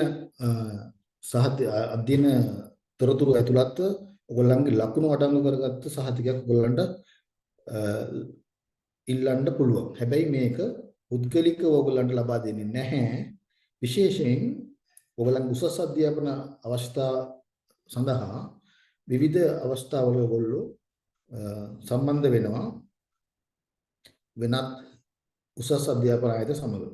ඔබ උදාහරණයක් ගත්තොත් එහෙම ඔයගොල්ලන්ට MSc එකක් කරන්න බලාපොරොත්තු වෙන ඔයගොල්ලන්ගේ බේසික් ඩිග්‍රී එක ඉවර කරලා. එතකොට ඔයගොල්ලෝ ඇප්ලිකේෂන් එකක් දානවා වෙනත් ආයතනයකට ඔයගොල්ලන්ගේ MSc එක සඳහා. එතකොට ඒ ආයතනයෙන් ඔයගොල්ලන්ගෙන් ඉල්ලනවා ඔයගොල්ලන්ගෙන් ඇකඩමික් ට්‍රාන්ස්ක්‍රිප්ට් එකක් කියලා. එතකොට ඔයගොල්ලන්ගේ අධ්‍යයන වාර්තාවක් ඉල්ලනවා. මේ අධ්‍යයන වාර්තාවට ඔයගොල්ලන්ගේ විස්තරාත්මක ලේඛනයේ නැති දෙයක් ඉන්ක්ලූඩ් කරනවා, ඇතුළත් කරනවා. ඒ කියන්නේ ඔයගොල්ලන්ගේ ලකුණු.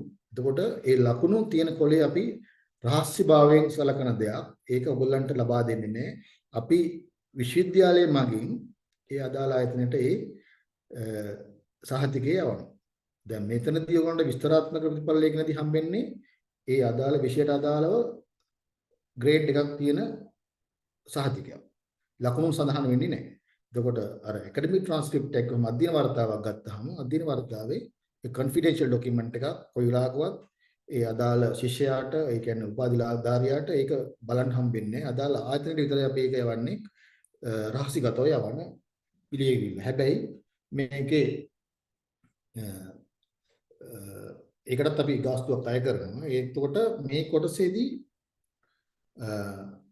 ඒ අදාළ අපිටම උසස් අධ්‍යාපනය හදාරන්න ඕගොල්ලෝ පිටරට විශ්වවිද්‍යාලයක් නම් එතකොට සමහරට කුරිය කරන්න පුළුවන් නැත්නම් තැපල් කරන්න පුළුවන්. එතකොට ඒ ගාස්තුත් ඔයගොල්ලෝ විශ්වවිද්‍යාලයට ගෙවන්න ඕනේ. දරන්න නැත්නම් ඔයගොල්ලෝ කුරිය එකක් අරේන්ජ් කරලා දෙන්න ඕනේ. අපි එතකොට තමයි ඒක අදාළ ආයතනයට යවන්නේ. විශ්වවිද්‍යාලයේ ඒක කොස්ට් එක දරන්නේ නැහැ. මොකද ඒක ඔයගොල්ලන්ගේ රික්වයර්මන්ට් එකට දෙන සේවයක් නිසා.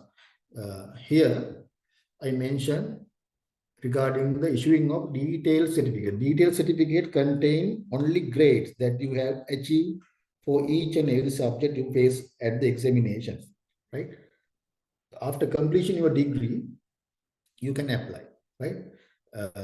Before you apply for the detailed certificate, you have to clear all dues that you have to clear, right? You have to clear. Suppose that you have borrowed a bat or ball from this sport section of the university and you are not hand over it. And suppose that you have borrowed a book from the library, but you are not returned it properly. Likewise, and you may have seriously ill and you have undergone surgery. Then you may need clutches for the attend lectures or something like that from the university medical center. Then after get recovered from your illness, you have to return them properly to the university medical center. Likewise, you have to clear all the dues to the university, and also you have to pay for the detailed certificate. After completing all these things, you can submit the application.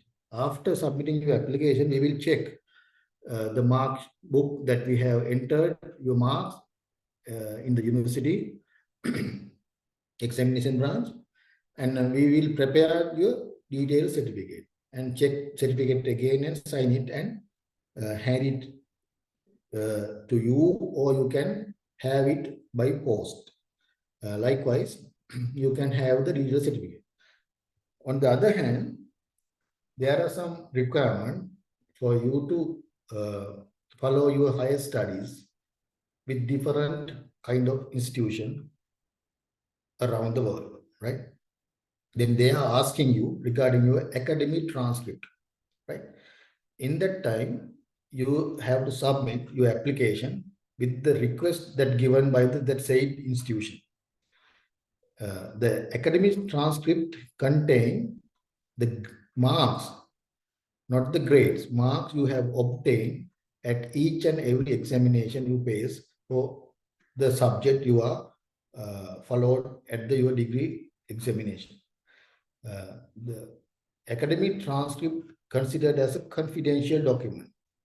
This will not expose to the undergraduate or graduate at any time, right? It is a confidential document. We will send it from the university, not handing over to you, right? Suppose that you are going to follow a MSc in the different country, in the different university. They are asking you to submit your academic transcript. Then you have to submit application after completing the OS clearance. Then with the relevant payment, we will prepare your academic transcript and we will directly send that academic transcript to the said institution. The cost you have to bear, right? It is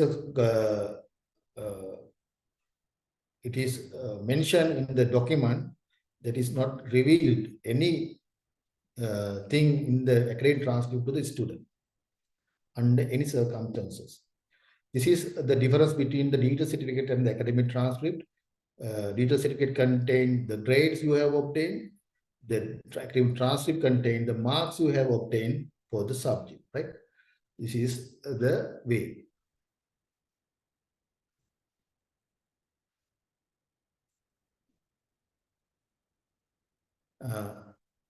This is the process that you have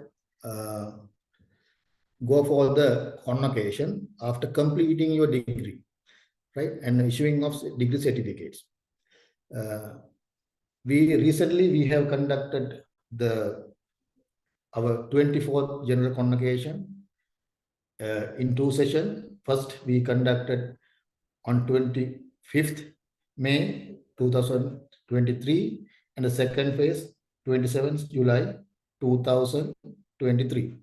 On both days, we have conferred degree for 1,192 graduates at this time, right? Who belongs to 5 faculties and graduate faculty also. Therefore, after completing your degree, you have also conferred your degree at the convocation.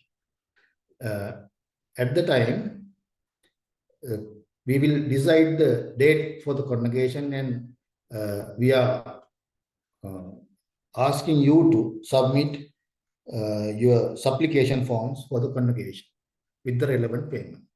And also, we are checking whether you are attending for the convocation in person or you are not attending to the convocation. That means in absentia. In person, you can come and have your degree confirmation at the convocation. So if you are not willing to participate for the convocation, you can have your degree in absentia. After submitting your application form, we will check it whether you have completed the degree or not. If you are not completed degree and you are submitted forged document, then your application will be rejected, right? After receiving your applications, if you are attending to the convocation, we will include you as a person for the convocation, and we will issue passes, and we will issue clocks for you to attend the convocation. Then after the convocation, you have returned the clock, right? And also you are garland at the convocation. and you have returned the garland also. There are some incidents, students have damaged the clock and also go the garland. Then we will charge for the damages you have made for the clock or garland. And we after recovering the cost for the clock or garland, we will prepare your degree certificate, final degree certificate. In your if you wish to get your degree in absentia, not attending, then we will mention you as a conferred your degree in absentia, and you can collect your degree after completing the dues. Any as I mentioned earlier, any dues you have to complete, you have clear them, and you can obtain your final degree certificate after the convocation. When we preparing the degree certificate, we will check your names and your degree program and effective dates and all these things we will check. And we after that, registrar of the university and the vice chancellor will sign the degree certificate, and we will issue you the degree certificate after the convocation by keeping a copy with the university at the examination branch. මෙතනදී මේක අවසාන වශයෙන් ඔයගොල්ලන්ගේ විභාග ඉවර වුණාට පස්සේ ඔයගොල්ලන්ව උපාධි ප්‍රදානෝත්සවයට සම්බන්ධ කරනවා. උපාධි ප්‍රදානෝත්සවයට සම්බන්ධ වෙනකොට අපි ඒකට උපාධි ප්‍රදානෝත්සව දිනයක් තීරණය කරනවා විශ්වවිද්‍යාලය විසින්.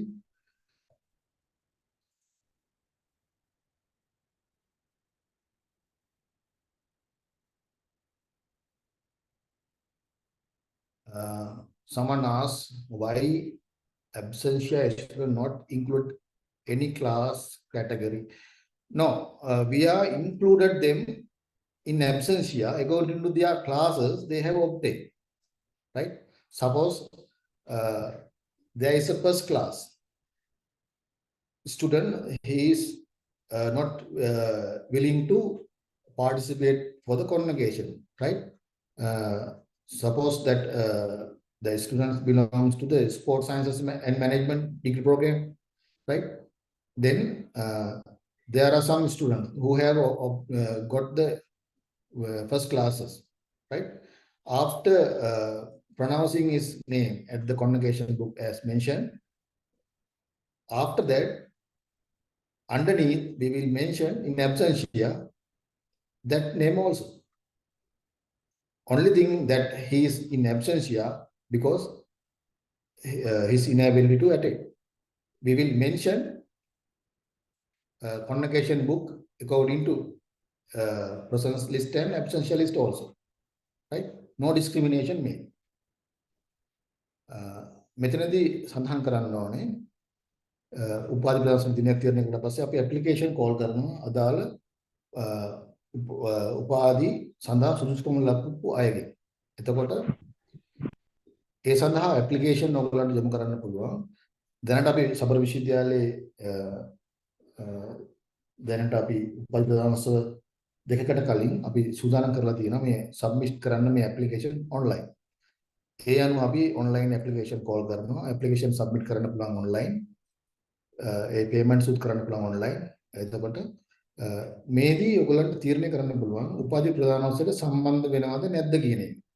සමහර කට්ටිය ඉන්නවා විවිධ හේතු නිසා උපාධි ප්‍රදානෝත්සව සහභාගී වෙන්නේ නැති කට්ටිය. සමහරලාට උපාධි පාඨමාල අවසන් කරලා කොන්වොකේෂන් එකට කලින් ඔයගොල්ලොන්ගේ විස්තරාත්මක ප්‍රතිඵල ලේඛනයකුත් අරගෙන විශ්වවිද්‍යාලයෙන් ඔයගොල්ලෝ විදේශගත වෙලා ඉන්න පුළුවන් සමහරට රස්සාවකට. එතකොට කොන්වොකේෂන් එකට උනට එන්න බැරි වෙන්න පුළුවන්. එතකොට ඔයාලට ඉන් ඇබ්සෙන්ෂියා කොන්වොකේෂන් එකට ඇප්ලිකේෂන් එක සබ්මිට් කරන්න පුළුවන්. නැත්නම් ඔයගොල්ලෝ මෙහෙන් ඉන්නවා නම් ඔයගලන්ට කැමති නම් කොන්වොකේෂන් එකට සම්බන්ධ වෙන්න ඒ උත්සවයේදී තමන්ගේ උපාධිය ලබා ගන්න ඔයගලන්ට ඉන් පර්සන් ඒක ඔයගලන්ට ගන්න පුළුවන් උපාධි ප්‍රදානෝත්සවයේදී උපාධිය. එතකොට ඒ ඇප්ලිකේෂන් එක සබ්මිට් කරලා පස්සේ අපි බලනවා මේ සුදුසුකම් තියෙන කෙනෙක්ද ඇප්ලිකේෂන් එක සබ්මිට් කරලා තියෙන කියලා. එහෙම නැත්නම් අපි ඒක ඇප්ලිකේෂන් රිජෙක්ට් කරනවා. right? එතකොට එහෙම සබ්මිට් කරාට පස්සේ අපි බලනවා උපාධි ප්‍රදානෝත්සවයට සම්බන්ධ වෙන කෙනෙක් නම් එයාගේ අපි එයාට නිකුත් කරනවා උපාධි ප්‍රදානෝත්සවයට සම්බන්ධ වෙන්න අවශ්‍ය කරන පාස් අවසර පත්‍රය වගේම අපි ඒගොල්ලන්ව එතුල් කරනවා උපාධි ප්‍රදානෝත්සවයේ සඳහා සූදානම් කරන පොතට.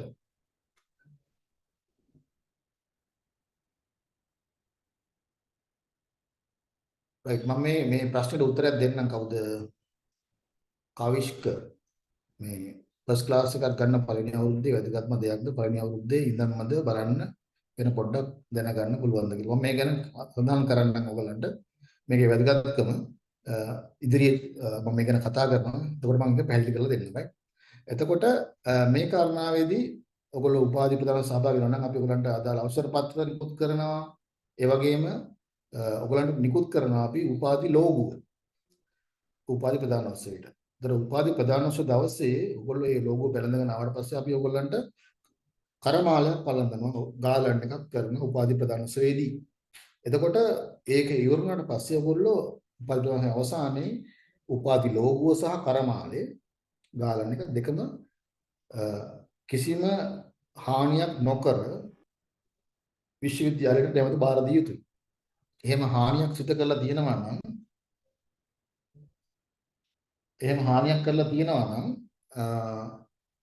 ඒ හානිය අපි පූර්ණේ කරනවා ඔයගොල්ලෝ. එතකොට ඒ හානිය පූර්ණ කරලා පස්සේ තමයි ඔයගොල්ලන්ට අවසාන උපාධි සහතිකය අපි නිකුත් කරන්නේ. එතකොට සමහර අවස්ථා තියෙනවා මොකද මේ සමහර උපාධි ලෝගුව දිග වැඩි වුණාම යටින් කපලා තියෙන කට්ටිය හිටිය. ඒ වගේ වැඩ කරන්න එපා. එතකොට මේ Tamanට ගැලපෙන උපාධි ලෝගුවක් ගන්න වෙලාවේ තෝරලා බේරලා ගන්න ඕන. ඉතින් ඒ වගේ දෙයක් කරලා අපිට මෙයා වුණොත් අපි ඒකට ඒ හානිය පූර්ණ කරගන්න කටයුතු කරනවා. එතකොට ඒවා නැවත අපිට බාර දුන්නාට පස්සේ තමයි ඔයගොල්ලන්ට උපාධි සහතිකයේ නිකුත් කරන්නේ උපාධි ප්‍රදානෝත්සවයෙන් පස්සේ. එතකොට ඇබ්සෙන්ෂියා කියන්නේ අපි ඔයගොල්ලෝ අපි ඒකට කියනවා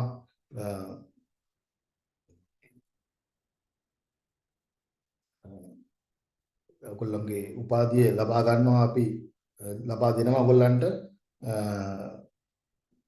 මේ උපාධි ප්‍රදානෝත්සවයේදී ඒක ඇනවුන්ස් කරනවා. එතකොට අපි ඇබ්සෙන්ෂියා දෙන කෙනාත් අර පොතේ දානවා. ඉස්සෙල්ලාම එක්කෙනෙක් ප්‍රශ්නයක් අහුවා ඒ සම්බන්ධව. ඒ කියන්නේ උපාධි ප්‍රදානෝත්සවයේ අපි හිතමු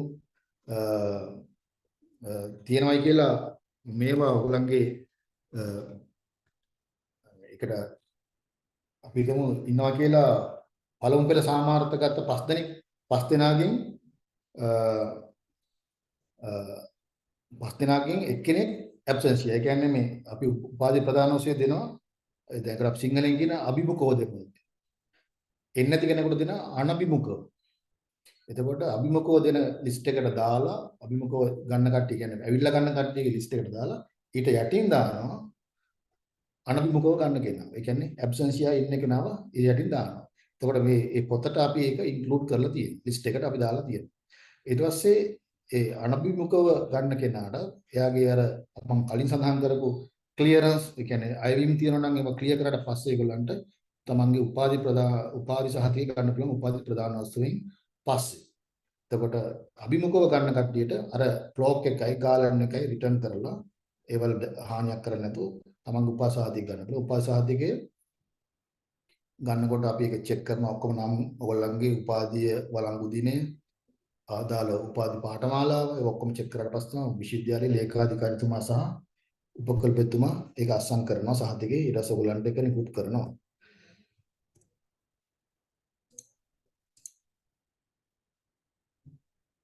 මේක ඔයගොල්ලන්ට ඔයගොල්ලන්ගේ හෑන්ඩ්බුක් එකේ තියෙනවා. මේක බලන්න පුළුවන් ඔයගොල්ලන්ට. මේ ගැන අවබෝධයක් තියෙනවද මේ සාමාන්‍යයෙන්?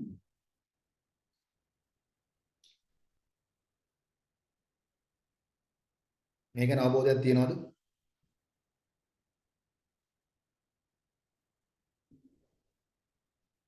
මම ඇහෙනවද? Do you hear me? Yes, sir. Yes, sir. Do you have any understanding regarding this grading system? Yes, sir. Yes, sir. Saying this. Okay. Then it is very easy to me to carry on this point onwards. According to your score at the examination, you will receive a grade, right? And also, you will receive a grade point value in related to your grade. It started from 0 to 4, the grade point value, right? This was taken from your 2021 student handbook relevant to the Faculty of Applied Sciences, right? And here, මෙතනදී ඔයගොල්ලන්ගේ විභාගයේදී ලබා ගන්න ලකුණු ප්‍රමාණය අනුව ඔයගොල්ලන්ට අදාළ ඒ ලකුණු වලට අදාළව ඔයගොල්ලන්ට ග්‍රේඩ් එකක් හම්බ වෙනවා. එතකොට මේ ග්‍රේඩ් එකට අනුව ඔයගොල්ලන්ට හම්බ වෙනවා grade point value එකක්. ඒක සාමාන්‍ය අගයක් හම්බ වෙනවා grade එකට අදාළව. ඒක යනවා 0 ඉඳලා 4 දක්වා පරාසයකට. එතකොට මේ අනුව තමයි ඔයගොල්ලන්ගේ ලකුණු අනුව grade එකත් grade point value එකක්. මේක මොකද අවසානයේදී ඔයගොල්ලන්ගේ අවසාන සාමාන්‍ය අගය ගණනය කිරීමේදී මේක වැදගත් වෙන කාරණාවක්. හරි?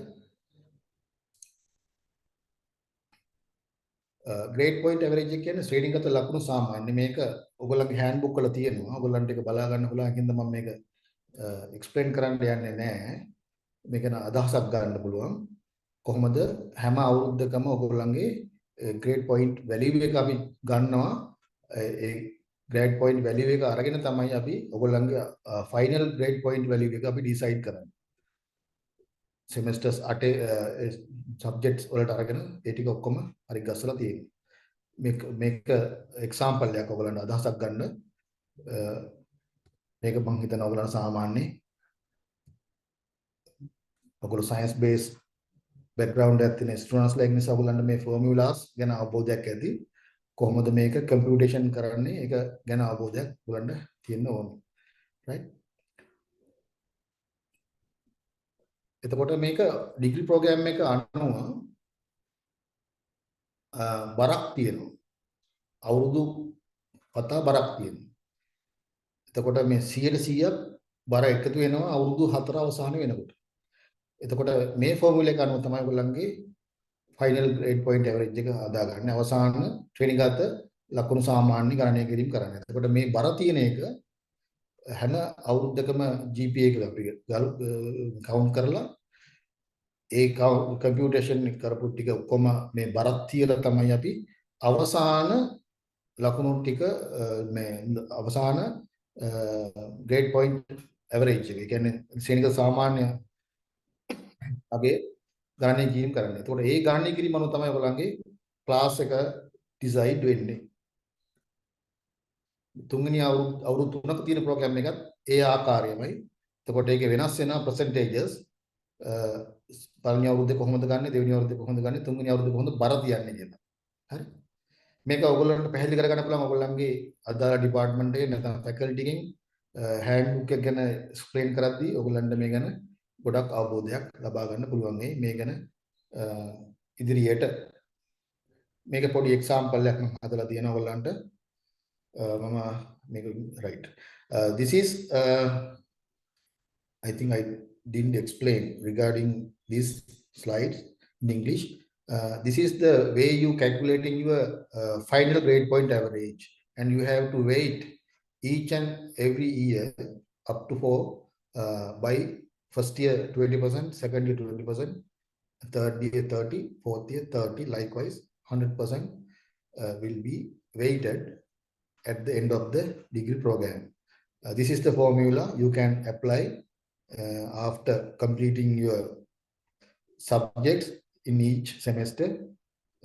Then you can check your own yourself what is your final grade point average is. And this is the 3-year degree program. Then it is little bit different of weightages. First year 30, second year 30, and the fourth year 40. Right. This is these things are in your handbook. You can further get more information when they discuss at the your department level or faculty level regarding your student handbook. This is the way computing of your final grade point average. This is the example. Likewise, you can compute your final grade point average. Based on this final grade point average, classes and passes will be decided. Right? ඔගලන්ගේ අවසාන ශ්‍රේණිගත සාමාන්‍ය අගය අනුව තමයි ඔගලන්ගේ ලකුණු මේ මොනවාද ඔයගලන්ට පළවෙනි පෙළ සාමර්ථයක්ද දෙවෙනි පෙළ උස ඉහළ සාමර්ථයක්ද දෙවෙනි පෙළ පහළ සාමර්ථයක්ද නැත්නම් සාමාන්‍ය සාමර්ථයක්ද ලැබෙන්නේ කියලා තීරණය වෙන්නේ. එකනේ මගෙන් ඇහුවා දැන් මේ පළවෙනි කියන්නේ ෆස්ට් ක්ලාස් එකේ කියන්නේ පළමු පෙළ සාමර්ථයක් සඳහා පළවෙනි අවුරුද්ද වැදගත්ද කියලා කෙනෙක් ඇහුවා. ඇත්තටම වැදගත්. මොකද පළවෙනි අවුරුද්ද ගොඩක් දුරට ළමයි විවිධ හේතු නිසා තමන්ගේ අධ්‍යයන කටයුතු පාඩු කරගන්නවා. එතකොට ඒගොල්ලන්ට ඒ පළවෙනි අවුරුද්දේ earn කරන සාමාන්‍යයෙන් grade point average එක අඩු වුණොත් එහෙම ඔයගොල්ලන්ට යන්න අමාරුයි ක්ලාස් එකකට ෆස්ට් ක්ලාස් එකකට. ඒක නිසා මේ yearly semester wise ඔයගොල්ලෝගේ ඒ average එක ප්‍රශස්ත මට්ටමකට පවත්වාගෙන ගියේ නැත්නම් ඔයගොල්ලන්ට ක්ලාස් එකකට ෆස්ට් ක්ලාස් එකට විශේෂයෙන් ෆස්ට් ක්ලාස් එකකට යන්න අමාරුයි. ඒක නිසා තමන්ගේ අධ්‍යයන වැඩ කටයුතු වලට ප්‍රයොරිටි එක දීලා ඒ වැඩ කටයුතු ටික සාර්ථකව කරගත්තොත් ඔයගොල්ලන්ට ඉතුරු ටික කරගන්න පුළුවන් වෙනවා. ඒකිනද පළවෙනි අවුරුද්දේ ඉඳලම තමන්ගේ ඇකඩමික් වැඩවලට අවධානය යොමු කරලා ඒ කටයුතු කරගන්න. එතකොට මේ ඉදිරියේදී කතා කරන කාරණාවක් තියෙනවා. බැරි වෙලා හරි ඔයගොල්ලෝ විභාගවලදී වංචාවක් කරලා අහු වුණොත් එහෙම ඔයගලන්ට ඔයගොල්ලෝ කොච්චර මේ අපි හිතමු ෆයිනල් GPA එක 4ක් කරන් තිබ්බයි කියලා. ඔයගලන්ට මේ ක්ලාස් එක හම්බෙන්නේ නැහැ. ඒක නිසා විභාග වංචා වැරදි කිසිවක් නැති කෙනෙක්ට තමයි මේ ක්ලාස් එකට යන්න පුළුවන් මේ. ඒක නිසා හරි වැදගත් කිසිම අවස්ථාවක තමන්ගේ විභාග වැරදි වෙන විනය පරීක්ෂණ මොහරි තියෙනවා නම් ඔයගොල්ලන් ශිෂ්‍ය භාවය අත්විඳවලා කැන්සල් කරලා වෙන මොන හරි හේතුවක් තිබ්බොත් එහෙම මේ වගේ ඔයගොල්ලන්ට මේ examination especially examination offenses කරලා තිබ්බොත් ඔයගොල්ලන්ට මේ ක්ලාස් එකට යන්න බැරි වෙනවා. Right. Here this is the way we offer classes and passes after computing your final grade point average. If you work hard from the first year onwards, you can earn. If you are maintaining good grade point average that is acceptable for the first class, you can obviously after completing your degree program, you can go for the first class, right? Then you have to make more commitment on your academic activities and keep in mind not to commit any examination offenses, right? If you have committed any examination offenses, your class will be not awarded. If you are earned 4.4 GPA at the final, you are not awarded a class, right? Only a pass. That is a punishment. Therefore, keep in mind not to commit any examination offenses during your studentship in the university, and don't do any punishable offenses in the university, right? In addition to that, there are some compulsory requirements you to complete, right? For example, professional English. It is a non-graded compulsory component, and you have to pass them. Right? You have to obtain the acceptable mark as mentioned in your student handbook. Please refer your student handbook, non-credited compulsory subjects. There are some incidents, students, those who have completed all the subjects, but they have not achieve the acceptable level for the compulsory subject. Due to that, they are unable to complete the degree. Therefore, you have to more concentrate on the non-credited compulsory subject also, right? මෙතනදී මම වැදගත් කාරණා මතක් කරන්න ඕනේ මේ සමහර ඒවා තියෙනවා ඔයගොල්ලන්ට ක්‍රෙඩිට් වැලියු එකක් assign කරලා නැති සබ්ජෙක්ට්ස් තියෙනවා. හරිද? එතකොට ඒවා හැබැයි අනිවාර්යෙන් කළ යුතු විෂය. එතකොට මේ විෂයන් වලට ලකුණු කීයක් ගත්තොත්ද ඒක පාස් වෙන්නේ කියලා ඔයගොල්ලන්ගේ ස්ටුඩන්ට් හෑන්ඩ්බුක් එකේ තියෙනවා. ඒ නිසා මේ සම්බන්ධයෙන් ස්ටුඩන්ට් හෑන්ඩ්බුක් එක අනිවාර්යෙන් රිෆර් කරන්න. මේ අනිවාර්යෙන් සමත් විය යුතු විෂයන් සමත් වෙච්ච නැති ළමයි ඉන්නවා. උපාධිය සම්පූර්ණ කරගන්න බැරි වෙච්ච. ඒක නිසා අනිත් මොනවා සම්පූර්ණ කරගත්ත වැඩක් වෙන්නේ අන්තිමේට මේ අත්‍යවශ්‍යයෙන් සමත් විය යුතු විෂයන් සමත් වෙන්නේ නැත්නම්. ඒ නිසා මේ ගැන හොඳ අවබෝධයක් තියාගන්න.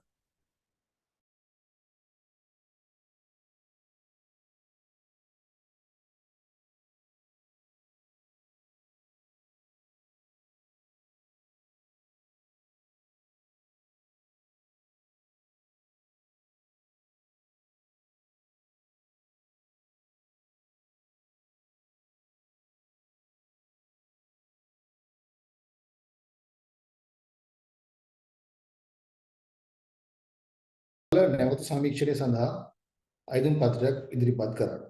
එතකොට විභාග අංශය විසින් ඔයගොල්ලන්ගේ ප්‍රතිඵල නිකුත් කරාට පස්සේ අපි ඒක දැනුම් දෙනවා ඔයගොල්ලන්ට විශේෂයෙන් විභාග ප්‍රතිඵල දාන අපි වෙබ්සයිට් එකට. ඔයගොල්ලන්ගේ ෆැකල්ටි එකටත් යවන කොපි එක. එතකොට අපි විභාග අංශයේ මගින් නිකුත් කරපු විභාග ප්‍රතිඵල සඳහා පමණයි ඔයගොල්ලන්ට නැවත සමීක්ෂණය සඳහා අයිතුම් පත්‍රයක් ඉදිරිපත් කරන්න පුළුවන් දවස් 14ක් ඇතුළත. ඒ ප්‍රතිඵල නිකුත් කරලා නෝටිස් කරලා දවස් 14ක් ඇතුළත ඇප්ලිකේෂන් එක සබ්මිට් කරන්න ඕන අදාළ ෆැකල්ටි එක. එතකොට ඒ ෆැකල්ටි එකේ ඒ හම්බෙච්ච ඇප්ලිකේෂන් අනුව ඒ ඔයගොල්ලන්ගේ උත්තර පත්‍ර නැවත පරීක්ෂා කරලා බලනවා. ඒ පරීක්ෂා කිරීමේදී බලන්නේ එකතු කිරීම වල වෙනසක් වෙලා තියෙනවද? ඒ වගේම විෂයන් අනුව අපි එකතු කරන අපි තුමු උදාහරණයක් හැටියට ඒ කියන විෂයේ ප්‍රශ්න 5ක් තියෙනවා. ප්‍රශ්න 5 පළවෙනි ප්‍රශ්නේ කොටස් 3ක් තියෙන්න පුළුවන්. ඒ තුනේ එකතුව හරියද? එතකොට අර ප්‍රශ්න 5 එකතුව හරියද? ඒ වගේම ඒ එකතු කරපු ලකුණු ටික ඔක්කොම එකතු කරාට පස්සේ ඔයගොල්ලන්ගේ ගන්නවා අපි මේ ප්‍රතිඵල ලේඛනයේට උපුටා ගන්නවා. ඒ උපුටා ගැනීම වැරදි නිසා. ඒ කියන්නේ addition computation transcription. එතකොට එකතු කිරීම එතකොට ඒ එකතු කිරීම ඇතුලේ තියෙන තවත් එකතු කිරීම තියෙනවා. ඒ එකතු කිරීම සහ පිටපත් කිරීමේදී වෙන ලැබෙති පමණයි මේ රීස්ක්‍රූටනයිසේෂන් බෝඩ් එකේදී සලකා බලන්න. එතකොට එහෙම වෙනසක් වෙලා තියෙනවා නම් ඒ වෙනස රෙකෝඩ් කරගෙන ෆැකල්ටි බෝඩ් එකේදී ඒක ඊළඟට සෙලෙක්ට් එකට දාලා සබ්මිට් කරලා අනුමැතිය කරගන්න. ඒ වගේම වෙනස් වෙන එක ඔයගොල්ලන්ට දැනුම් දෙනවා. ඒ වගේ වෙනස් වෙලා නම් ඒක අවසාන විභාගයේ ලකුණු නම් ඒක සෙනෙට් එකෙන් පස්සේ කවුන්සිල් එකටත් දාලා අනුමත කරගත යුතුයි. මේක තමයි සාමාන්‍ය ෆ්‍රී කරෙක්ෂන් කරන process එක.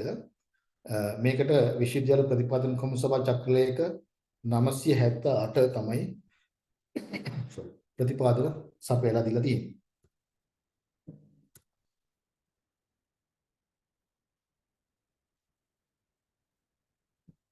මේ කාරණේ ගොඩක් වැදගත් ඔයගොල්ලන්ට. මේකත් ඔයගොල්ලන් සාමාන්‍ය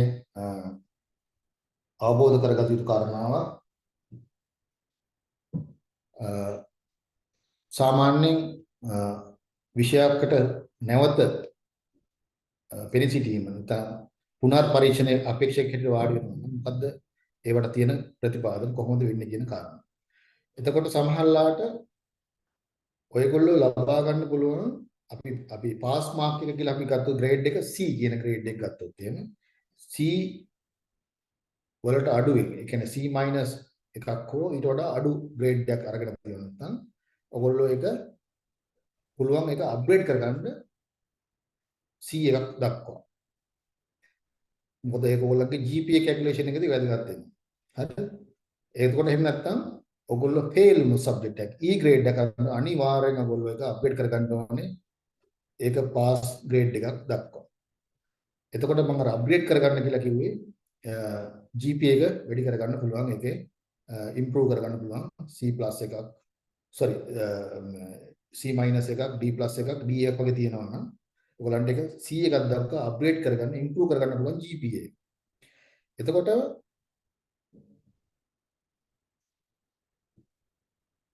කිසියම් විෂයයකට පුනරාපේක්ෂකයෙක් හැටියට වාඩි වෙනවා නම් Tamanට ඊළඟ අවස්ථන පළවෙනි අවස්ථාවේ හම්බෙන විභාගයේදීම අනිවාර්යෙන් තමන් මේ කටයුත්ත කරගන්න ඕනේ. ඒ කියන්නේ ඔයාට ඊළඟ එකක් ගිහිල්ලා තව එකක් කරන්න දෙන්නේ නැහැ.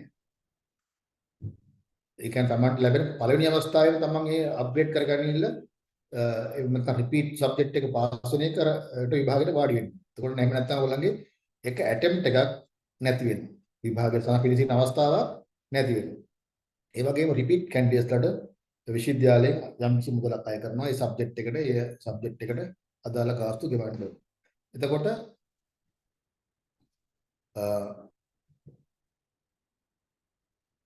සාමාන්‍ය ප්‍රොපර් ඇටෙම්ප්ට් එකට අමතරව ඔයගලන්ට තව ඇටෙම්ප්ට්ස් දෙකක් ලැබෙනවා විභාගයේ පිළි සිටින්න. ඒ දෙක තමයි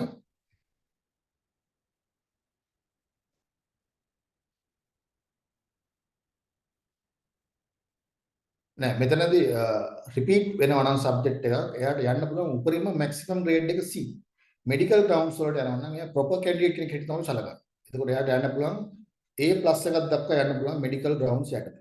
රිපීට් වුණොත් සබ්ජෙක්ට් එකක් එයා කලින් අරන් තියෙනවා නම් C- එකක් D+ එකක් හෝ D එකක් එයාට යන්න පුළුවන් උපරිම C එකට විතරයි. එතනින් එහාට යන්න බෑ. රයිට්? ඒක මතක තියාගන්න. එතකොට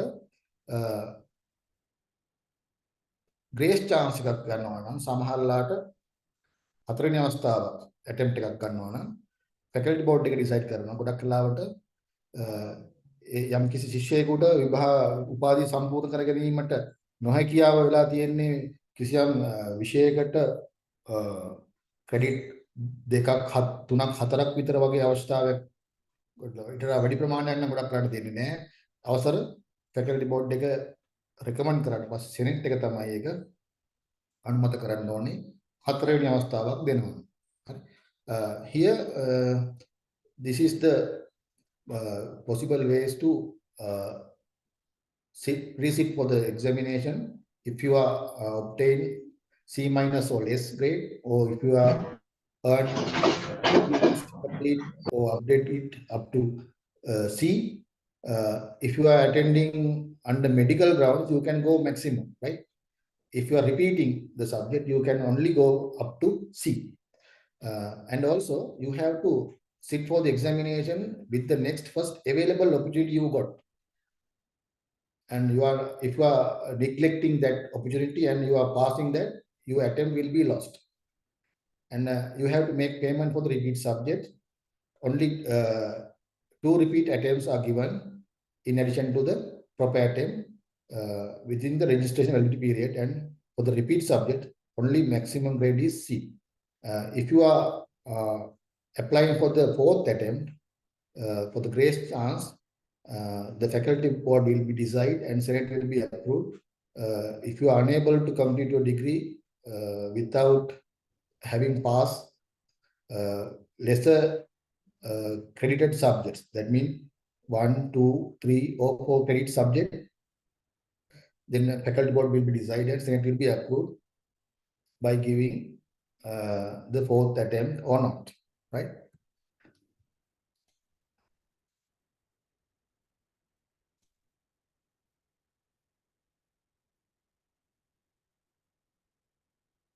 This is the bylaw, examination bylaw. This is the very important part.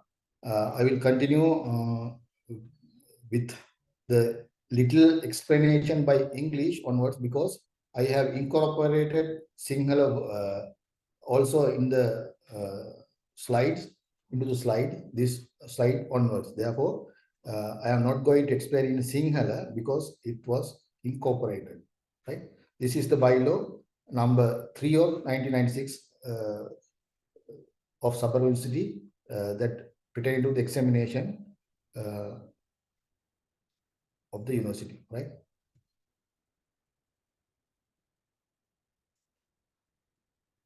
I think you can read them, you can read and you can get understanding. This is the bylaws of the examination. You have to be attended early. You are not allowed to leave the examination hall as you wish. These are the things. These things are mentioned in Sinhala and English also. Then you can read it and you can get understanding regarding the examination rules, bylaws and regulations, right?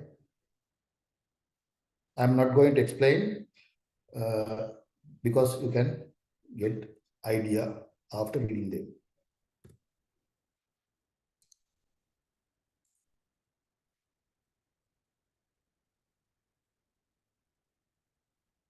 Please go through it. This is also in the website also. You can download it and you can refer them.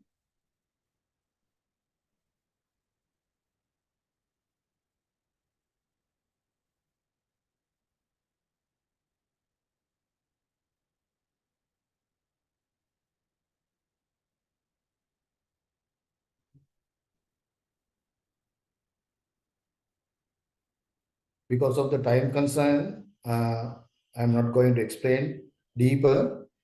These are general rules and regulations which are relevant to the examination.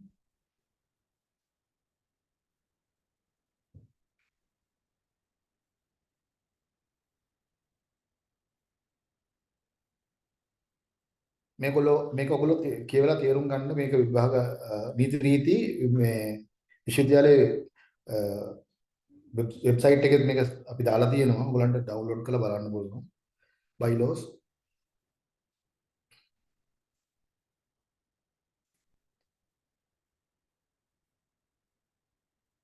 මීට වඩා ගොඩක් කාරණා මම පැහැදිලි කරන්න ඕනේ මේකට අවසානයේ තියෙන දෙයක් තියෙනවා. ඔයගලන්ට දෙන දඬුවම් සම්බන්ධව ඒක මෙන්න මේක වැදගත් කාරණාවක්. කිසියම් විභාගයකට ඔයගලන්ට පෙනීමට අපහසුතාවක් වුණොත් ඔයගලන්ට ඒ සඳහා පිළිගත හැකි වෛද්‍ය සහතිකයක් විශ්වවිද්‍යාල පිළිගන්නා වෛද්‍ය සහතිකයක් දවස් 14ක් ඇතුළත ඉදිරිපත් කරන්න ඕනේ මේ විභාගේ පවත්වන්න. This is very important thing. If you are not able to attend the examination due to medical reason, you have to submit a valid medical certificate that accepted by the university. Right? Within the 14 days, within the 14 days of the commencement of the relevant examination. Right? After that, if you are submit medical certificate after 14 days, your application will be rejected. Then you will consider it as an absent applicant, not the medical ground.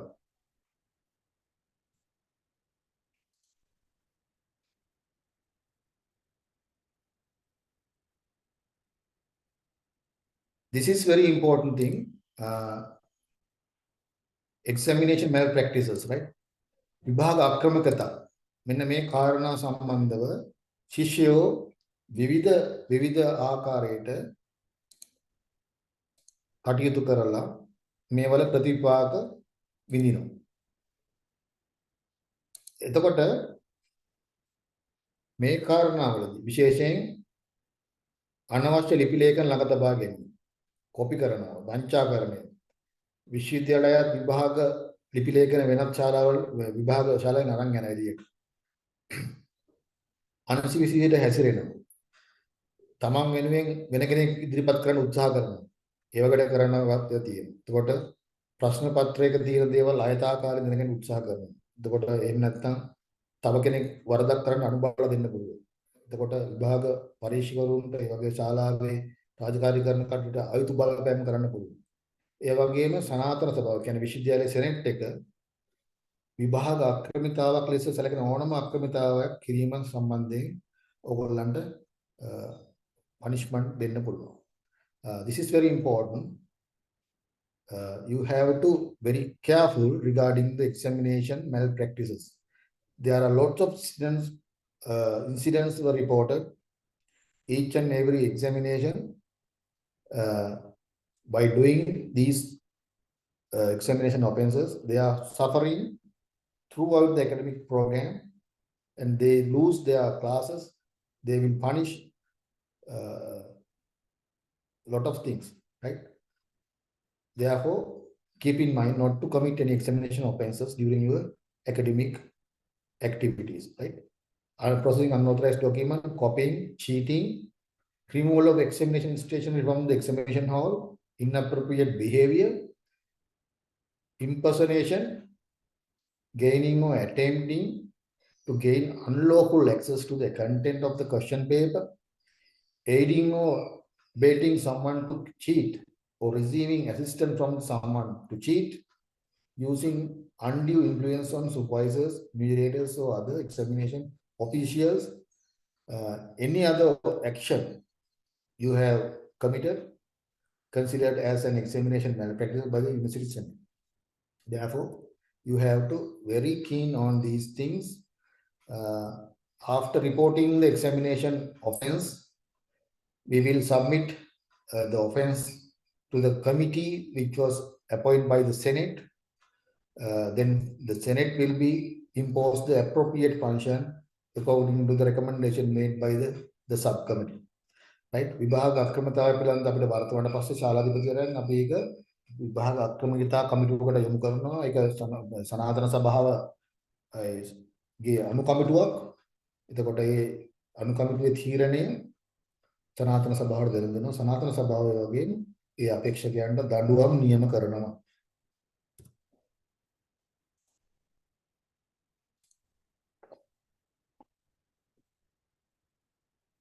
බලන්න මේ දඬුවම් වල තියෙන බැරෑරුම්කම. See the gravity of this punishment, right?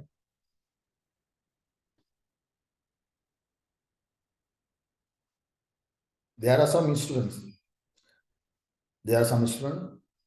After cheating, they are coming here, and then they are regretting. And then these things, when we punish the student, the punishment letter also goes to the parents.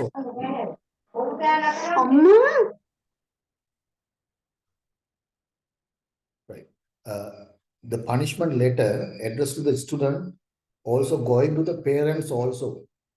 Your parents will also know whether that you have cheated at the examination and you are punished. Right? ඕගොල්ලන්ට මේ විභාග අක්‍රමිතාවක් කරාට පස්සේ ඕගොල්ලන්ට දඬුවම් නියම කරන ලියුමේ කොපියක් යන ඕගොල්ලන්ගේ දෙමාපියන්ට. එතකොට ඕගොල්ලන්ගේ දෙමාපියෝ දැනගන්න ඕගොල්ලෝ විභාග අක්‍රමිතා කරලා ඕගොල්ලන්ට පනිෂ් කරලා තියෙන්නේ කියලා. එනිසා මේක හරි සීරියස් දෙයක්. මේක බොහොම සැහැල්ලුවට ගන්න එපා. ඒක නිසා විභාගයේදී අක්‍රමිතා කිරීම පිළිබඳව හිතක්වත් ඇති කරගන්න එපා. තමන් මහන්සියලා පාඩම් කරලා මහන්සියලා විභාගයට ලියලා තමන්ට පුළුවන් විදියට විභාගේ පාස් වෙන්න. වැරදි කරන්න එපා. ඒක නිසා මේ වගේ දේවල් හරිම serious. See the gravity and the impact of the punishment, right?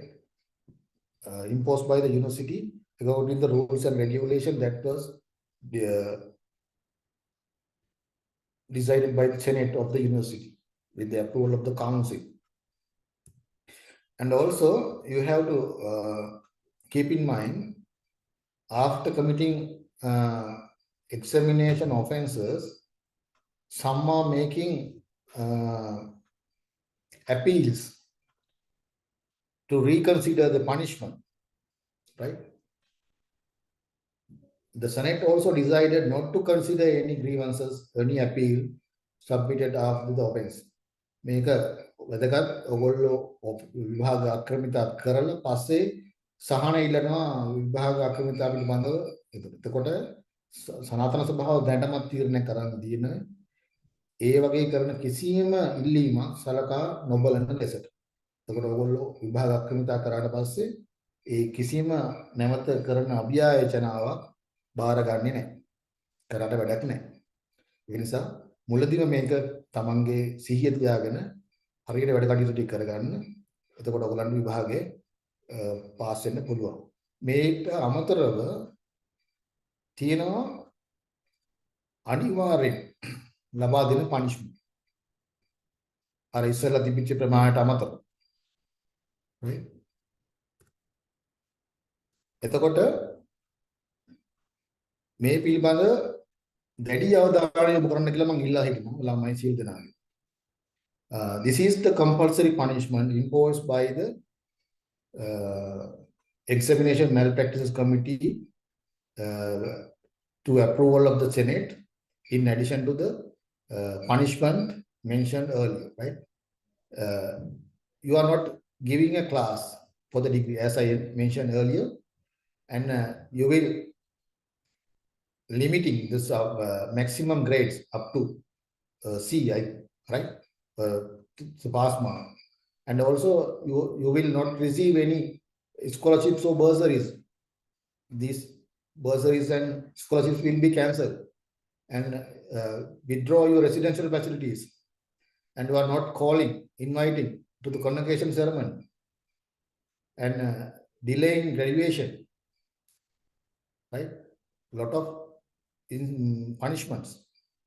මේවා අනිවාර්යෙන් ඔයගොල්ලෝ දැනගන්න ඕනේ. ඔයගොල්ලෝ විභාග අක්‍රමිතා කරනවා නම් ඔයගොල්ලන්ට පන්ති සාමාර්ථයක් ලබා දෙන්නේ නැහැ. ඒ වගේම ඔයගොල්ලෝ කොච්චර ලකුණු ගත්තත් ඔයගොල්ලන්ගේ ලකුණු අඩු කරනවා පාස් මාක් එක දක්වා විතරයි. ඔයගොල්ලෝ A+ එකක් ගත්තත් ඔයාලට දෙන්නේ 100ක් විතරයි. ඒ වගේම ශිෂ්‍යාධාර ශිෂ්‍යත්ව ලැබලා දෙන්න කියනවා නම් ඒක ඔක්කොම අත්හිටවනවා. එතකොට ඔයගොල්ලන්ගේ නේවාසිකාගාර පහසුකම් අහෝසි කරනවා. ඒ වගේ උපාධි ප්‍රදාන ඔස්සේට කැඳවන්නේ නැහැ. එතන උපාධි ලබා දීම ප්‍රමාද කරනවා. එතකොට මේවා කොච්චර ඔයගොල්ලන්ගේ අනාගතයට බලපානවා කියන එක ඔයගොල්ලෝ තීරණය කරන්න ඕනේ. මේවා කරලා පස්සේ අපීල් කරන්නත් එපා. අපීල් එකක් කන්සිඩර් කරන්නෙත් නැහැ. හරි? ඒක නිසා මේක ගැන දැඩි අවධානයක් යොමු කරන්න කියලා මම ඉල්ලා හිටිනවා. ඒ වගේම මෙතන නැති punishment එකක් විශ්වවිද්‍යාල සනාතන සභාව ඩිසයිඩ් කරනවා නම් එක්සැමිනේෂන් ඕපන්ස් එකක් කියලා සනාතන සභාවට අභිමතයේ පරිදි ඒගොල්ලන්ට දඬුවමක් නියම කරන්න පුළුවන්. ඒකත් අවබෝධ කරගන්න අවබෝධ තියාගන්න. If there is any punishment not mentioned early slides, the University Senate can be decided what punishment will be imposed considering the examination offences you have committed, right? This whole authority is vested on the University Senate. They will decide what punishment will be imposed on you regarding the examination malpractices you have committed. Therefore, these things are very important and you have to keep in mind. මේවා වැදගත් ඔයගොල්ලන්ට ළඟට මේවා විභාග අක්‍රමිතා කරන්නේ නැතුව මහන්සිලා වැඩ කරලා තමන්ගේ උපාධිය නියමිත කාලය ඇතුළත සම්පූර්ණ කරගන්න උත්සාහ කරන්න. Keep in mind to work hard and complete your degree with the class, right? පන්ති සාමාර්ථය සමග උපාධි සම්පූර්ණ කරන්න උත්සාහ කරන්න මහන්සි වෙන්න. හරි? ඒ වගේම මේ convocation එකක් ගත්ත ෆොටෝස් වගේක් මම මේගොල්ලන්ට පෙන්නන්නේ. ඔයගොල්ලන් motivate කරන්න. This is the snapshots I have taken from the convocation which was held. The convocation will be chaired by the Chancellor of the University. If Chancellor is absent, the Vice Chancellor will be chair. There are some incidents. If the President of Sri Lanka participated for the convocation, he will chair the convocation. Right? At the convocation, you may have received gold medals for the best academic performance you have acquired during your academic life, right? Therefore, you have to work hard, earn good marks, grades, earn good GPA, and you can have definitely a gold medal, which was awarded by your faculty at the convocation, right? As I mentioned earlier, these are the certificates types. I have already mentioned that. Therefore, I'm not going to explain. මේ සහතික තුන ගැන මම නැවත ප්‍රකාශ කරන්නේ නැහැ. මේ ඔයගොල්ලන්ට මම සඳහන් කරා. ආර කාරණා මම ඔන්න නැවත වරක් සිංහලෙන් කියන්න. මේ විශ්වවිද්‍යාලයේ ඔයගොල්ලෝ හොඳට මහන්සි වෙලා හොඳ ලකුණු හොඳ ඇකඩමික් රෙකෝඩ් එකක් තියාගත්තොත් ලකුණු අරගෙන හොඳ GPA එකක් මේන්ටේන් කරන් ගියොත් ඔයගොල්ලන්ට ඒ ක්‍රයිටීරියා එක අනුව විශ්වවිද්‍යාලයේ උපාධි ප්‍රදාන වශයෙන් දෙන රන් පදක්කම් ලබා ගන්න හැකියාව තියෙනවා. right? මේ සහතික තුන තමයි අපි ලබා දෙන්නේ. මේකට මම කලින් විස්තර කරා. ඒකින්ද මම නැවත වරක් එක්ස්ප්ලেইন කරන්නේ. හැබැයි මෙතන තව එක කාරණාවක් තියෙනවා. ඔයගොල්ලන්ට මේ සහතිකයක් අපි ලබා දෙන්නේ එකවරයි මේ උපාධි සහතිකය. මේ තුන්වෙනි සහතිකය. right? කොන්වොකේෂන් එකෙන් පස්සේ දෙන්න. ඒක නැති වුණොත් එහෙම ඔයගොල්ලන්ට අපි නැවත ඔරිජිනල් සහතිකයක් නිකුත් කරන්න හැකියාවක් නැහැ. ඒක නිසා මේක බොහොම වැදගත්. ඒ නිසා අපිට දෙන්න පුළුවන් ඉන්න ඔයගොල්ලන්ට රීප්ලේස්මන්ට් සර්ටිෆිකේට් එකක් විතරයි. ඒ කියන්නේ මේ වගේ පුද්ගලයෙක් මේ වගේ පාඨමාලාවක් හදාලා මෙහෙම සහතිකයක් ලැබලා තියෙනවා කියන සහතිකයක් දෙනවා. දැන් ඉන්න වයිස් චාන්සලර් රෙජිස්ටර් අසම් කරලා ඉච්චරයි. අර ඔරිජිනල් සහතිකේ හම්බෙන්න. ඒ නිසා මේ අවසාන උපාධි සහතිකේ බොහොම පරිස්සමට පරිස්සම් කරලා තියාගන්න තමන්ගේ බාරේ. If you have any question, you can ask. Otherwise, we can conclude the session.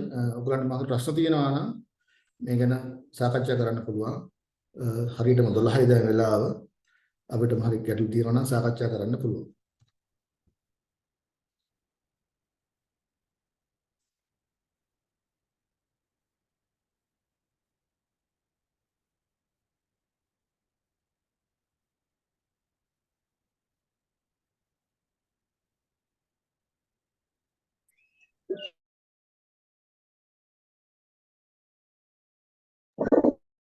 You can ask either Sinhala or English, then I can explain it. ඔයගොල්ලන් සිංහලෙන් හරි ඉංග්‍රීසියෙන් හරි එහෙම ප්‍රශ්නයක් තියෙනවා නම් අහන්න ගැටලුවක් නැහැ මට කතා කරන්න. එහෙම නැත්නම් අපිට මේ සෙෂන් එක අවසන් කරන්න පුළුවන්. If you have sorry දැන් අපිට දිගටම කියන්නේ ඇකඩමික් ඔන්ලයින් තිබ්බොත් ඒතර එක්සෑම් උත් ඔන්ලයින් ද තියෙන්නේ එහෙම නැත්නම් ෆිසිකල් ද එක්සෑම් තියෙන්නේ අපිට ඔන්ලයින් තිබ්බොත් එහෙමයි. ඔයගොල්ලන්ගේ එක්සැමිනේෂන් ඔන්ලයින්ද කරන්නේ ෆිසිකල්ද කරන්නේ කියන එක ඔයගොල්ලන්ගේ ෆැකල්ටි එක ඩිසයිඩ් කරන්නේ. විශ්වවිද්‍යාලයේ අවසාන වශයෙන් විශ්වවිද්‍යාලයේ ප්‍රධාන කළමනාකරණ කමිටුව විසින් ඒක තීරණය කරන්නේ. ඒ අනුව තමයි ඒක තීරණය වෙන්නේ. එතකොට ඔන්ලයින් ලෙක්චර්ස් කරා කියලා ඔන්ලයින් එක්සෑම් කියන එක දැන් ඇත්තටම මේක ඕල්ටර්නේටිව් මෙතඩ් එකක් පාවිච්චි කරේ. COVID situation එකත් එක්ක online examination ඒවල plus and minus points තියෙනවා right ඒක නිසා ඒව ඔක්කොම consider කරලා ඔයගොල්ලන්ගේ faculty එක decide කරයි online exam තියෙනවද physical exam තියෙනවද කියන එක ඒ අනුව අදාළ කටයුතු ඒ විදිහට සිද්ධ කරයි.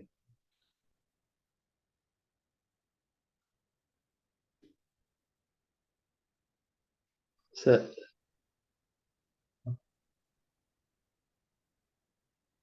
අපිට මිඩ් සෙමෙස්ටර් එක්සෑම් තියනවාද සෙමෙස්ටර් එකට? මට පැහැදිලි මදි. මිඩ් එක්සෑම් තියනවාද අපි මේ ඇප්ලයිඩ් සයන්ස් එකේ සෙමෙස්ටර් එකකට? මෙහෙමයි මිඩ් එක්සෑම් කියන්නේ මෙහෙමයි. ඔයගොල්ලන්ට විභාග අංශයෙන් විසින් ගොඩක් දුරට ඔයගොල්ලන්ට අපි මේ විභාග වලට ඇප්ලිකේෂන් කෝල් කරන්නේ අවසාන විභාගයේ සමාසික විභාගයකට. ඒ කියන්නේ සෙමෙස්ටර් එක අවසානයේ පවත්වන විභාගයකට. right? ඊට අමතරව ඕගොල්ලන්ගේ ෆැකල්ටි එකේ ඩිපාර්ට්මන්ට් එකේ ඇසෙස්මන්ට් තියන්න පුළුවන් ඕගොල්ලන්ගේ අවසාන සමාසික විභාගයට කලින් ඇසෙස්මන්ට් තියන්න පුළුවන්. ක්ලාස්රූම් ටෙස්ට් තියන්න පුළුවන්. අර මම කිව්වේ ප්‍රැක්ටිකල් ටෙස්ට් තියන්න පුළුවන්. ඒවා ඕගොල්ලන්ගේ කන්ටිනියස් ඇසෙස්මන්ට් හැටියට ඉස්සරහට අරන් යන්නේ දේවල් පුළුවන්. ඕගොල්ලන්ගේ සබ්ජෙක්ට් එකට අනුව. ඒ කියන්නේ ගොඩක් වෙලාවට ඕගොල්ලෝ හෑන්ඩ් බුක් එක බලන්න ඕගොල්ලන්ගේ හෑන්ඩ් බුක් එකේ ඇති ඉවලුවේෂන් ක්‍රයිටීරියා කොහොමද කරන්න කියලා ඒ සබ්ජෙක්ට් එකට. එතකොට මේ සබ්ජෙක්ට් එකේ අවසාන විභාගයේදී ගන්න ලකුණු ප්‍රමාණය හෝ නැත්නම් සම්පූර්ණ ලකුණු ගන්නවාද නැත්නම් තව ඔයගොල්ලන්ට සෙමිස්ටර් එක මැදදී ඒ සබ්ජෙක්ට් එකට continuous assessment CA ඒ CA marks උත් ගන්නවද CA marks වලට ඔයගොල්ලන්ට ටෙස්ට් එකක් තියෙනවද classroom ටෙස්ට් එකක්ද නැත්නම් group work එකක්ද ඒ අනුව තමයි ඒ ටික decide වෙන්නේ right එතකොට අපිට mid exam කියලා එහෙම එකක් නැහැ දැන් අපි mid exam එකක් නැහැ ගොඩක් end semester exam එකක් තමයි තියෙන්නේ ඊට අමතරව මම කියුවා අර classroom test එකක් වගේ එකක් තියන්න පුළුවන් ඒක decide වෙන්නේ ඔයගොල්ලන්ගේ subject එකේ evaluation criteria එක අනුව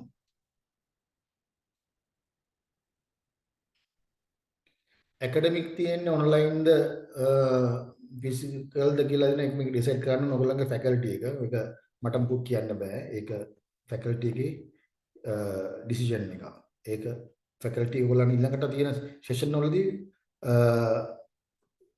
කතා කරලා උත්තරයක් ගන්න පුළුවන්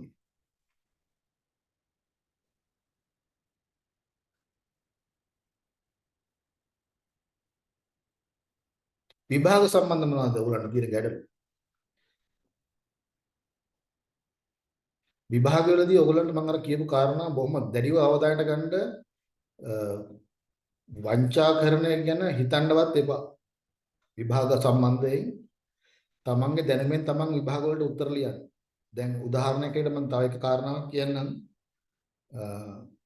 දැන් ඔයගොල්ලෝ විභාග ශාලාවේ ප්‍රශ්න මේ උත්තර පත්‍ර කොළ අරන් යන්න පුළුවන් ලියන්න අරන් ගිහලා වෙන මේ දවසක අරන් ඉන්න පුළුවන්. එතකොට ඒ දවසේ හරි ඔයගොල්ලෝ අරන් ගිහලා ප්‍රශ්නයක් කියලා අහුනොත් එහෙම ඔයගොල්ලන්ගේ ඒ අදාළ සබ්ජෙක්ට් එකයි කලින් තියපු සබ්ජෙක්ට් එකයි දෙකම කැන්සල් වෙනවා. ප්‍රතිඵල. හරි. ඒක බොහොම වැදගත් කාරණාවක්. මේවා පිළිබඳව අවබෝධයෙන් වැඩ කරන්න. විශේෂයෙන් මෙඩිකල් සබ්මිට් කරන එක දවස් 14ක් ඇතුළත දෙන්න. එතකොට විභාග අක්‍රමිතා කිරීම සම්පූර්ණ වැළකන්න මම හිතන්නේ මුකුත් කරන්න උත්සාහ කරන්න එපා.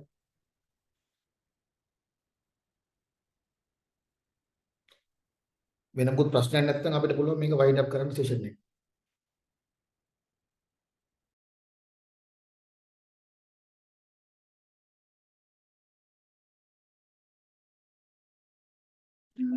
Yes, sir. Seems like there's no more questions, right? Isn't it?